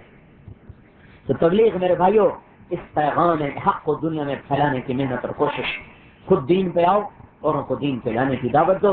اس کے لیے وقت نکالو، 4 مہینے نکالو، چلا نکالو، محبت سے پھرو، اختلاف رکھو لیکن محبت بھی کرو، محبت بھی کرو۔ نفرتوں نے ہمیں کچھ نہیں دیا، نفرتوں نے ہمیں کچھ نہیں دیا۔ جب امت میں توڑ پیدا ہوگا اللہ تبارک و تعالیٰ باطل کو ہم پہ مسلط کر دے۔ ہماری عزتوں کا راستہ محبت ہے، احساس۔ ایٹم بم بنا کے تو دیکھ لیا نا، مسئلہ تو حل نہیں ہوا۔ اب جو میں کہہ رہا ہوں وہ کر کے دے، کیونکہ یہ میں نہیں کہہ رہا ہوں، میں صرف ترجمان ہوں، بات اوپر سے آ رہی ہے۔ توبہ کرو، استغفار کرو، اللہ دنیا بھی بنائے گا، اللہ آخرت بھی بنائے گا۔ یرسل السماء علیکم مدرارا ویمددکم باموال وبنین ویجعل لکم جنات ویجعل لکم انہارا۔ اللہ تعالیٰ کہہ رہا تم توبہ کرو، میں تمہارے لیے دنیا جنت بنا دوں، آخرت کی جنت الگ، دنیا کی جنت الگ۔ تو بولو بھائی، کون بھائی تیار؟ 4 مہینے کے لیے بولو بھائی، چلے کے لیے بولو۔ توبہ کی ہے، آپ جانتے ہیں ہم سب کچے ہیں ماشاءاللہ۔ آگے 3 دن کچھ اچھا آ جاؤ آ جاؤ۔ اگر کبھی توبہ ٹوٹ جائے تو پھر پریشان نہ ہونا، پھر دوبارہ توبہ کر لیں۔ شیطان بہت بڑا دھوکہ دیتا ہے، بولے کیا فائدہ ایسی توبہ کا، ادھر کرتے ادھر ٹوٹ جاتی۔ جب اللہ تعالیٰ خود کہہ رہا ہے کہ جب ٹوٹے پھر کر لو میں قبول کروں گا، تو مسئلہ تو اللہ کی طرف سے وہ تو ختم ہوگی بات. معلوم یہ غر کر، جب تک تمہیں موت کی پرچھائی نظر نہ آئے اس وقت تک میں تمہاری توبہ قبول کرتا رہوں. تو بھائیو کبھی توبہ کے بغیر کوئی سانس نہ گزارنا. جب گناہ ہو فوراً نیکی کرنا، فوراً توبہ کرنا. یہاں شیطان الٹی پٹی پڑا تھا، کہا ہم تو اتنے گناہ کرتے ہیں، ہماری نمازوں کا کیا فائدہ، ہماری تسبیح اور ذکر کا کیا فائدہ، یہ جو سود کھاتا ہے اس کی نمازوں کا کیا فائدہ، اور یہ جو حرام کھاتا ہے اس کے روزے کا کیا فائدہ. یہ بات نہیں کرنی چاہیے. جب گناہ ہو نیکی کرو، جب گناہ ہو نیکی کرو، توبہ کرو. اتبع السیئۃ الحسنہ، اللہ کے نبی کا فرمان ہے گناہ کے پیچھے نیکی لاؤ. تو ہوتے ہی رہیں گے، انسان جو ہیں ہوتے ہی رہیں گے. نہ تو کسی کو حقیر سمجھو، کبھی بھائی اوروں کا عیب نہ دیکھنا، نہ اوروں کا عیب اچھالنا، نہ اوروں کا عیب دیکھنا. اپنے عیبوں میں مگن رہنا، اپنے عیب دیکھتے رہنا. اوروں کا عیب دیکھنے سے انسان اللہ کی نظروں سے گر جاتا ہے. ہمیشہ اپنے اوپر آدمی بدگمان رہے، اوروں کے بارے میں خوشگمان رہے. اپنے بارے میں بدگمانی رکھیں، اوروں کے بارے میں خوشگمانی رکھیں. یہ نہ ہو کہ اپنے آپ کو بھی اچھا سمجھتے رہیں اور اوروں کے کیڑے نکالتے رہیں.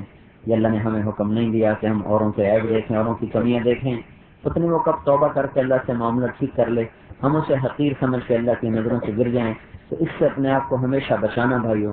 کبھی کسی مسلمان کو کتنا ہی گرا پڑا کیوں نہ ہو اسے حقیر نہ سمجھ.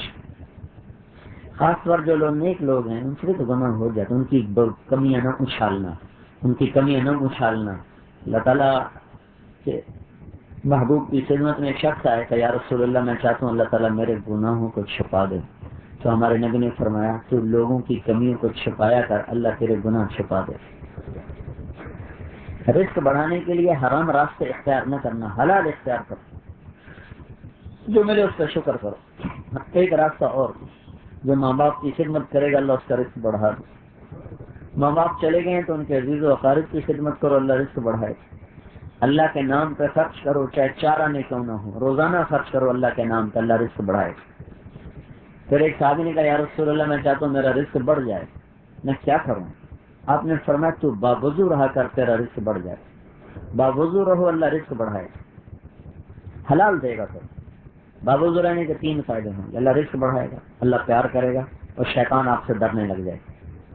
شیطان گھبراتا ہے اس سے. ایک دفعہ ہمارے نبی نے پوچھا شیطان سے تیرے کتنے دشمن ہیں؟ کہنے لگا 15 دشمن. تو آپ نے پوچھا کون کون سے؟ تو شیطان نے کہا پہلے نمبر پر تو آپ ہی ہیں، پہلا نمبر ان کو دے. اور پھر اس نے سارے گنوائے. پھر اس نے کہا ایک وہ مسلمان بھی میرا بڑا دشمن ہے جو ہر وقت باوضو رہتا. باوضو رہو. دکاندار ہو تو بھائی دھوکے سے بچ، ملاوٹ سے بچ، کھوٹ سے بچ. سچا تاجر نبیوں کے ساتھ اٹھایا جائے، سچا تاجر نبیوں کے ساتھ اٹھایا.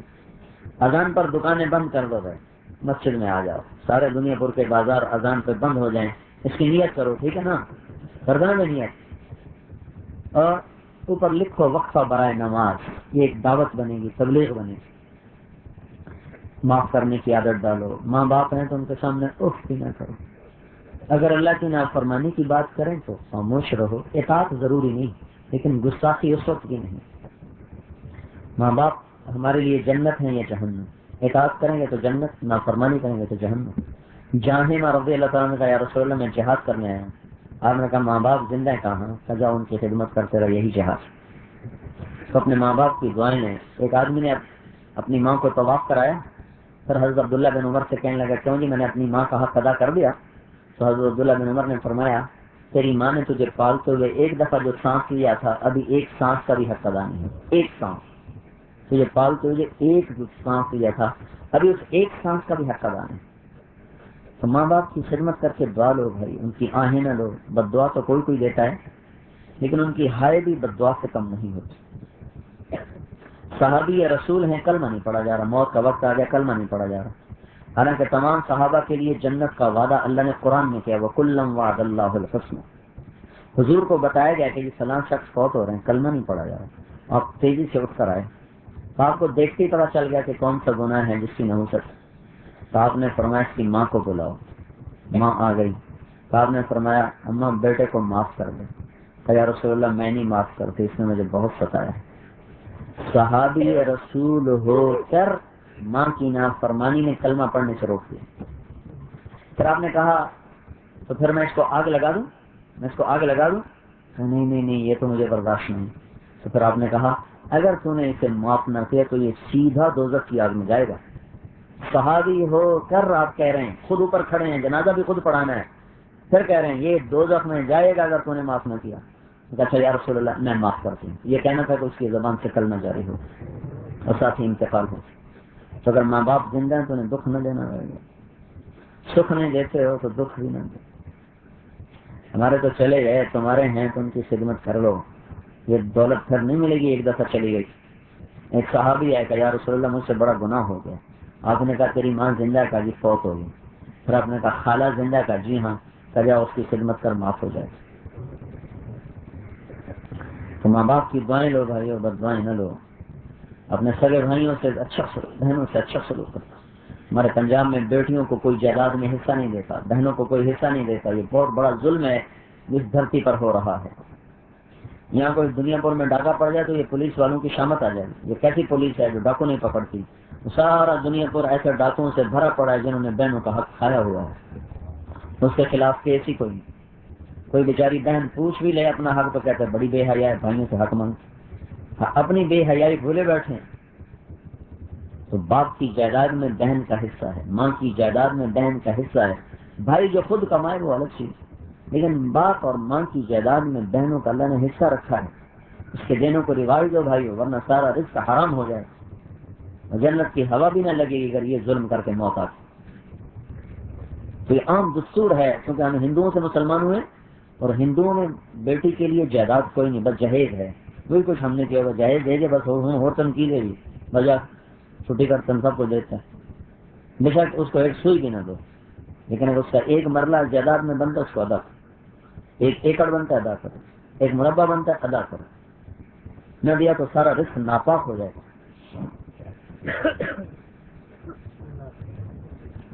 جو بھی اللہ بڑھا کے واپس کرے. تو قرآن کہا للذکر مثل حظ الانثیین.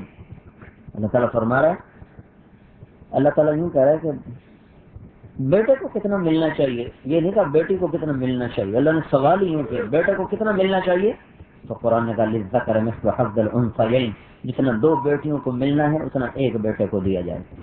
تو ہمارا دیتا ہی کوئی نہیں.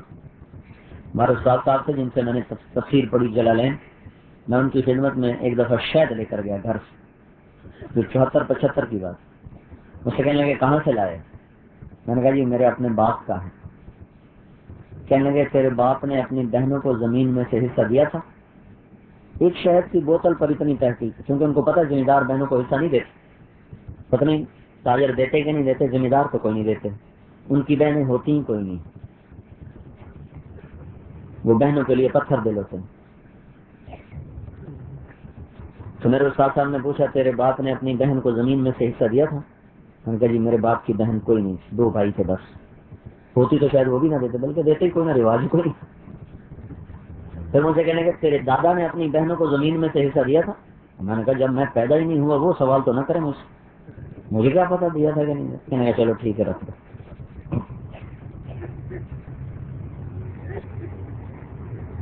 بھائیو جن کے سامنے آخرت ہوتی وہ اتنی احتیاط کرتے ہیں, نہیں ماشاء اللہ جزاک اللہ, ماشاء اللہ جزاک اللہ, جو ہے آمان دے ماشاء اللہ جزاک اللہ, ماشاء اللہ جزاک اللہ, ماشاء اللہ جزاک اللہ, بوجھے پر پہ ہو گئے.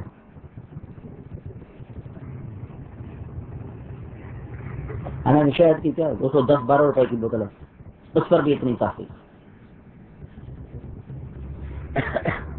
آم نہیں کھاتے تھے, بازار کا آم نہیں کھاتے تھے, کہتے یہ اس کی بے غلط ہوئی ہے, یہ سارے ذمہ دار پتوں پہ آم بیچ دیتے ہیں. میں لے جاتا تھا وہ کھایا کرتے تھے. بازار کا آم نہیں کھاتے تھے, یہ ساری بے غلط ہوئی, یہ سارے ذمہ دار پتوں پہ آم بیچتے ہیں, جو بے فاسد ہے پتوں کو بیچ رہے. پتوں پہ کوئی بے ہوتی, جس کے حلال کو حرام کر دیتے ہیں دیوانے. ذمہ داری سے پاک رزق اس وقت کوئی نہیں ہے, کیونکہ اس میں کوئی ہیرا پھیری کو نہیں, صاف ستھرا رزق ہے, پر اس کو بھی حرام کیا ہوا. پتوں پہ سودے, دسمبر میں باغ بچ گئے, اگست میں باغ آم کے باغ کے سودے اگست میں. ایک دفعہ میں سفر پہ گیا ہوا تھا, میرے بھائی نے پیچھے سودا کر, مجھے پتا چلا, میں نے آ کر سائی اس بلا کو واپس کر. اس نے مجھے بڑا بدنام کیا، دیکھو مولویوں کے وعدے تو پھر دن، مولویوں کے وعدے تو پھر دن۔ اللہ کی شان، اس دن جو اس دفعہ جو فروری میں ہوئی بارشیں، تو پولینیشن ہوئی کوئی نہ، تو پھل آیا کوئی نہ، جتنے میں سودا ہوا تھا وہ تو اس کو گھر پڑتا، تو آ کر کہنا جی بڑی مہربانی، تو سب سودا جو ہے نا ختم کی کرنے کا، میں تو لوٹ گیا ہوں۔ اب ہوش میں تو اپنے باغ بیچو، جب پوری فصل تیار ہو، جب اس کا دانہ بن جائے پھر اسے بیچو۔ پہلے ہی بیچ رہے، حلال کو حرام کر رہے نادانیوں کی وجہ سے۔ تو میرے بھائیوں بہنوں کو حصہ دو، علماء سے پوچھ کے زراعت اور تجارت کے طریقے اپناؤ، تاکہ ہماری کمائی تو ٹھیک ہو، پیٹ میں لقمہ تو صحیح جائے۔ کرو گے نا سارے؟ کوشش کریں، درود شریف پڑھو۔ اللهم لك الحمد كما انت اهله، فصل على سيدنا ومولانا محمد كما انت اهله، وصل بنا ما انت اهله انك اهل التقوى واهل المغفرة، ربنا آتنا في الدنيا حسنة وفي الآخرة حسنة وقنا عذاب النار۔ یا اللہ ہم تیرے مجرم بندے، تیرے نافرمان بندے، تیرے یا اللہ حکموں کو توڑے ہوئے، گناہوں کے بوجھ اٹھائے ہوئے، یا اللہ تیرے دربار میں جمع، تیرے سامنے ہاتھ پھیلائے ہیں، یا اللہ ہم سب کو معاف کر دے۔ ہم نے ابھی توبہ کی ہے تیرے در پر، یا اللہ آج کا ماحول ایسا سنگین ہے کہ یہ توبہ چند سیکنڈ بھی نہیں باقی رہتی کہ ٹوٹ جاتی ہے۔ اس دفعہ جو ہم نے کی ہے اسے پکا کر دے یا اللہ، اسے پکا کر دے یا اللہ، اسے پکا کر دے یا اللہ، اور اس ان رکاوٹوں کو دور کر دے جنہوں نے ہمیں تجھ سے دور کر دیا۔ اے مالک تجھ سے بچھڑ کر ہم نے بڑا دکھ دیکھا ہے یا اللہ۔ اے مولا یہ دل تیری یاد سے خالی ہوا، یہ وجود تیرے محبوب کی اطاعت سے باغی ہوا، ہم نے نہ چین پایا نہ سکھ پایا۔ ہم تیری طرف لوٹنا چاہتے ہیں، تیری محبت سے سینوں کو روشن کرنا چاہتے ہیں، تیرے محبوب کی زندگی میں یا اللہ ڈھلنا چاہتے ہیں۔ اے مولا تو ہمیں اس کی توفیق عطا فرما دے۔ اور یہ ماحول، یہ حالات ایسے بن چکے ہیں یا اللہ کہ یہ ہمیں چلنے نہیں دیتے، ایک قدم تیری طرف چلتے ہیں 100 قدم پیچھے جا کرتے ہیں۔ اے مولا کریم اس بے حیائی کی فضاؤں کو بدلنا ہمارے بس سے باہر ہو چکا ہے، اس ظلم و ستم کی فضا کو بدلنا ہمارے بس سے باہر ہو چکا ہے، اس گانے بجانے اور ناچ گانے کی فضا کو بدلنا ہمارے طاقت سے باہر ہو چکا ہے۔ اور تیری طاقت کے تو اندر ہے یا اللہ، تو اپنی دھرتی کو پاک کر، تو اپنی دھرتی کو صاف کر۔ اے مولا ہم صبح اٹھتے ہی اپنے گھروں میں جھاڑو دلواتے ہیں، اپنا آنگن صاف کرواتے ہیں۔ مولا تیری دھرتی زنا سے گندی ہو چکی ہے، جوئے سے گندی ہو چکی ہے۔ اللہ یا اللہ مظلوموں کی آنکھوں نے تیری دھرتی کو یا اللہ ہلا کے رکھ دیا۔ مولا کریم ظالم کے یہاں دندنانا یا اللہ رونے رونے پر پھیلا ہوا ہے۔ اے مولا کریم تیری دھرتی کا ایک ایک یا اللہ، تیری دھرتی کی ایک ایک رگ یا اللہ، اس دھرتی کا ایک ایک تن کا یا اللہ وہ اس وقت ہمارے ساتھ ہی روتا ہے کہ یا اللہ اس دھرتی نے نیکی کا دیکھنا ہی بھول گئی ہے یا اللہ، اس آسمان نے بڑے نیک مسلمان دیکھے ہیں یا اللہ، آج ہمارے جیسے گندے مسلمان دیکھ کر حیرت بھری نظروں سے تکتا ہے مولا۔ اس سورج نے چاند نے بڑے نیک منظر دیکھے ہیں مولا، اور یہی سورج چاند ہمارے ناچ گانے دیکھ رہا ہے یا اللہ۔ رات کے چاند نے مولا اس امت کا رونا دیکھا ہے، اس امت کا تڑپنا دیکھا ہے، آج کا چاند اس امت کا ناچ گانا دیکھتا ہے۔ اے مولا کریم، اے مولا کریم اس امت کی بچی کا تو بال کسی نے نہیں دیکھا تھا، آج اس امت کی بیٹیاں ننگے ہو کر بازار میں ناچ رہی مولا، اور ہم کچھ بھی نہیں کر سکتے، اور نہ ہم کسی سے کہہ سکتے ہیں، اور نہ ہی ہم نے کہنا ہے، ہم نے تجھے کہنا ہے یا اللہ، کیونکہ کرنا تو نے ہے یا اللہ۔ نہ ہمارا دنیا کے بادشاہوں سے گلا ہے، نہ ان سے کوئی شکوہ ہے، نہ ان کے سامنے ہمارے ہاتھ پھیلے ہیں، ہم تجھے منانے کے چکر میں یا تو مان جا یا اللہ، تو فیصلہ کر، تیری طرف سے یا اللہ فیصلہ ہوگا تو پھر نیچے کون روکے گا میرے مولا، تو ہی فیصلہ نہ کرے۔ اے مولا یوسف علیہ السلام کا یعقوب بچھڑا، یعقوب اور یوسف بچھڑے تھے، تیرا نبی رو رو کے یا اللہ، تیرا نبی رو رو کے ہلکان ہوا تھا، اس کی آنکھیں سفید ہو گئی تھیں، انما اشکو بستی وحزنی الی اللہ۔ تیرا قرآن آج گواہ ہے کہ یعقوب نے کس ضرب سے کہا تھا، اے مولا تو نے یوسف کو یعقوب سے ملایا، ہمارا دین بھی ہم سے بچھڑ گیا ہے یا اللہ، ہمارا دین بھی ہم سے بچھڑ گیا ہے، ہمارا حیا ہم سے بچھڑ گیا، ہماری دیانت ہم سے بچھڑ گئی، ہماری صداقت ہم سے بچھڑ گئی، ہماری غیرت ہم سے جدا ہو گئی۔ اے مولا ہم نے تجھے یعقوب کی دعا کا واسطہ دیتے ہیں مولا، انما اشکو بثی وحزنی الی اللہ، مولا ہمارا دین ہمیں واپس کر دے، ہماری حیائیں ہمیں واپس کر دے، ہمارا حیا ہمیں واپس کر دے، ہماری غیرت ہمیں واپس کر دے، ہمارا تقوی ہمیں واپس کر دے، اللہ وہ دیانت وہ صداقت وہ واپس کر دے۔ اللہ امت پٹ گئی مولا، برباد ہو گئی مولا، آج کا فرعون للکار رہا ہے مولا، تو نے مصر کے فرعون کو تو جلدی پکڑا تھا، ہمارے فرعون کو بھی تو پکڑ میرے آقا، تو نے بابل کا نمرود تو جلدی پکڑ لیا تھا، ہمارے نمرودوں کو بھی پکڑ میرے مولا۔ یہ خدائی کے دعوے دار بن چکے ہیں، وہ کہہ رہے ہیں ہم خدا ہیں، ہمیں کہتے ہیں جاؤ اپنے خدا کو بلا کے لاؤ، آ جا ہم تجھے بلانے آئے ہیں مولا، دیر ہو گئی، بچہ مار کھا کے ماں باپ کو ہی بلاتا ہے مولا۔ اللہ اگر ماں باپ ہی بچے کی نہ سنے، ماں باپ ہی بچے کو گود میں نہ لے تو کون لے گا پھر؟ یا اللہ ہمارا تو آخری سہارا ہے مولا، ہمارا نہ کسی بادشاہوں سے سرکارا، نہ کسی فوج پہ، نہ کسی پولیس پہ، نہ کسی ایٹم بم پہ، یا اللہ ہمارا تجھ پہ آسرا ہے مولا، ہم تجھے بلانے آئے ہیں، تو آ ہمارے ساتھ مالک، ہمارے اندر کی فریادیں ہیں اللہ، ہمیں کندھا نہیں کوئی مل رہا اللہ، ہم کمزور ہیں، ہمیں رونے کے لیے کوئی کندھا چاہیے جس پر سر رکھ کے ہم رو سکیں، ہمیں کندھا دے، ہمارا کندھا کوئی نہ رہا، ہم یا اللہ ہمارے ماتھے زخمی کرنے والے ہزاروں نہیں کروڑوں ہیں یا اللہ، لیکن کوئی ایسا کندھا نہیں ہے جس پر ہم ماتھا رکھ کے سر رکھ کے رو سکیں، آنسو بہا سکیں اللہ، دنیا کے کام ختم ہو گئے جنہیں ہم سنا سکیں، اے ہر ایک کی سننے والے اللہ، اے ہر ایک کی سننے والے اللہ، اے ہر ایک کی فریاد پر لبیک کہنے والے اللہ، ہمارے آسرے ٹوٹ گئے، ہمارے سہارے بچھڑ گئے، ہم بیچ منجدار میں ہیں، کشتی شکستہ گانے ہیں، ہماری کشتیاں ٹوٹی ہوئی ہیں مولا، پھٹے ہوئے بات باندھ ہیں، ملا چھوڑ کے بات گئے، سودے کر کے ہمیں بیچ گئے مولا، بھیڑ بکری کی طرح ہمارے سودے کر گئے، جنس کی منڈی کی جنس کی طرح ہماری بولیاں لگ گئی، اے مالک تو آ، ہم تجھے بلانے آئے ہیں، آ جا اس پنچایت کو رد نہ فرما میرے مولا، یہ پنچایت تجھے بلانے آئی ہے یا اللہ، اتنی بڑی پنچایت کو دنیا کے بخیل بادشاہ بھی رد نہیں کرتے، تو ہے سخی کریم رحیم، یا اللہ تجھے اپنے بندوں سے محبت کا وقت، تجھے اپنے محبوب کی محبت کا وقت ہے یا اللہ، تو امت کی مدد فرما، انہیں مجدار سے نکال، تو ہی تھا جس نے یوسف کو کنویں سے نکالا تھا، تو ہی تھا جس نے چھری کے نیچے سے اسماعیل کو بچایا تھا، تو ہی تھا جس نے مگڑی کے جالے سے محبوب کو بچایا تھا، اے وہ رب جو آج بھی ہے، جو آج بھی ہے، ہم مٹیں گے تو باقی ہے، ہم مٹ جائیں گے تو باقی ہے، باقی رہے گا، نہ تیری ابتدا نہ انتہا، تو اول تو آخر تو ظاہر تو باطن، اے وہ رب جس کی صفات کی کوئی حد نہیں ہے،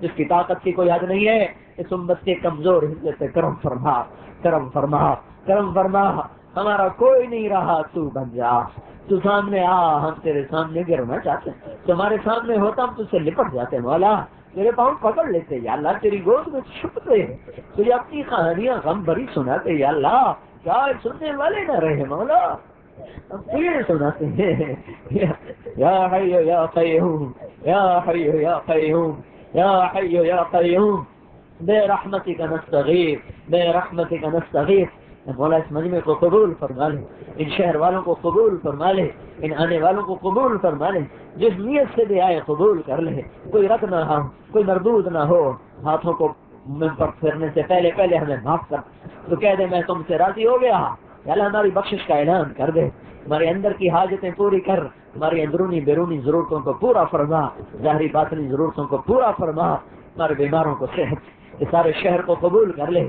ان کی تجارتوں کھیتوں میں برکت دے دے، یا اللہ ان کے ملازمین کی نوکریوں میں برکت دے دے، یا اللہ ان کے تاجروں کی زیارت میں برکت دے دے، اولادوں کو ماں باپ کا فرما بردار کر دے، یا اللہ میاں بیوی کی محبتیں پروان چڑھا دے، لذ کے دروازے بند کر دے، سود کے دروازے بند کر دے، ظلم و ستم کے در بند کر دے، اللہ مظلوم سسک گیا میرے مولا، مظلوم رینگ رہے میرے مولا، ظالم دندنا رہے میرے مولا، خدائی کے دعوے دار بن چکے ہیں، تو آ جا، نہیں آنا پھر بھی آ جائے گا اللہ، انہیں آگے دکھا دے کہ آج بھی تیری خدائی ہے مولا، آ جا تیرے بندے پس گئے مولا، تیری مخلوق برباد ہو گئی میرے مولا، اے مالک الملک، اے وہ ذات جسے زوال نہیں، ان پہ کرم فرما جن پہ زوال آ گیا، اے وہ ذات جو ہر ذلت سے پاک ہے، ان پہ کرم فرما جو ذلیل ہو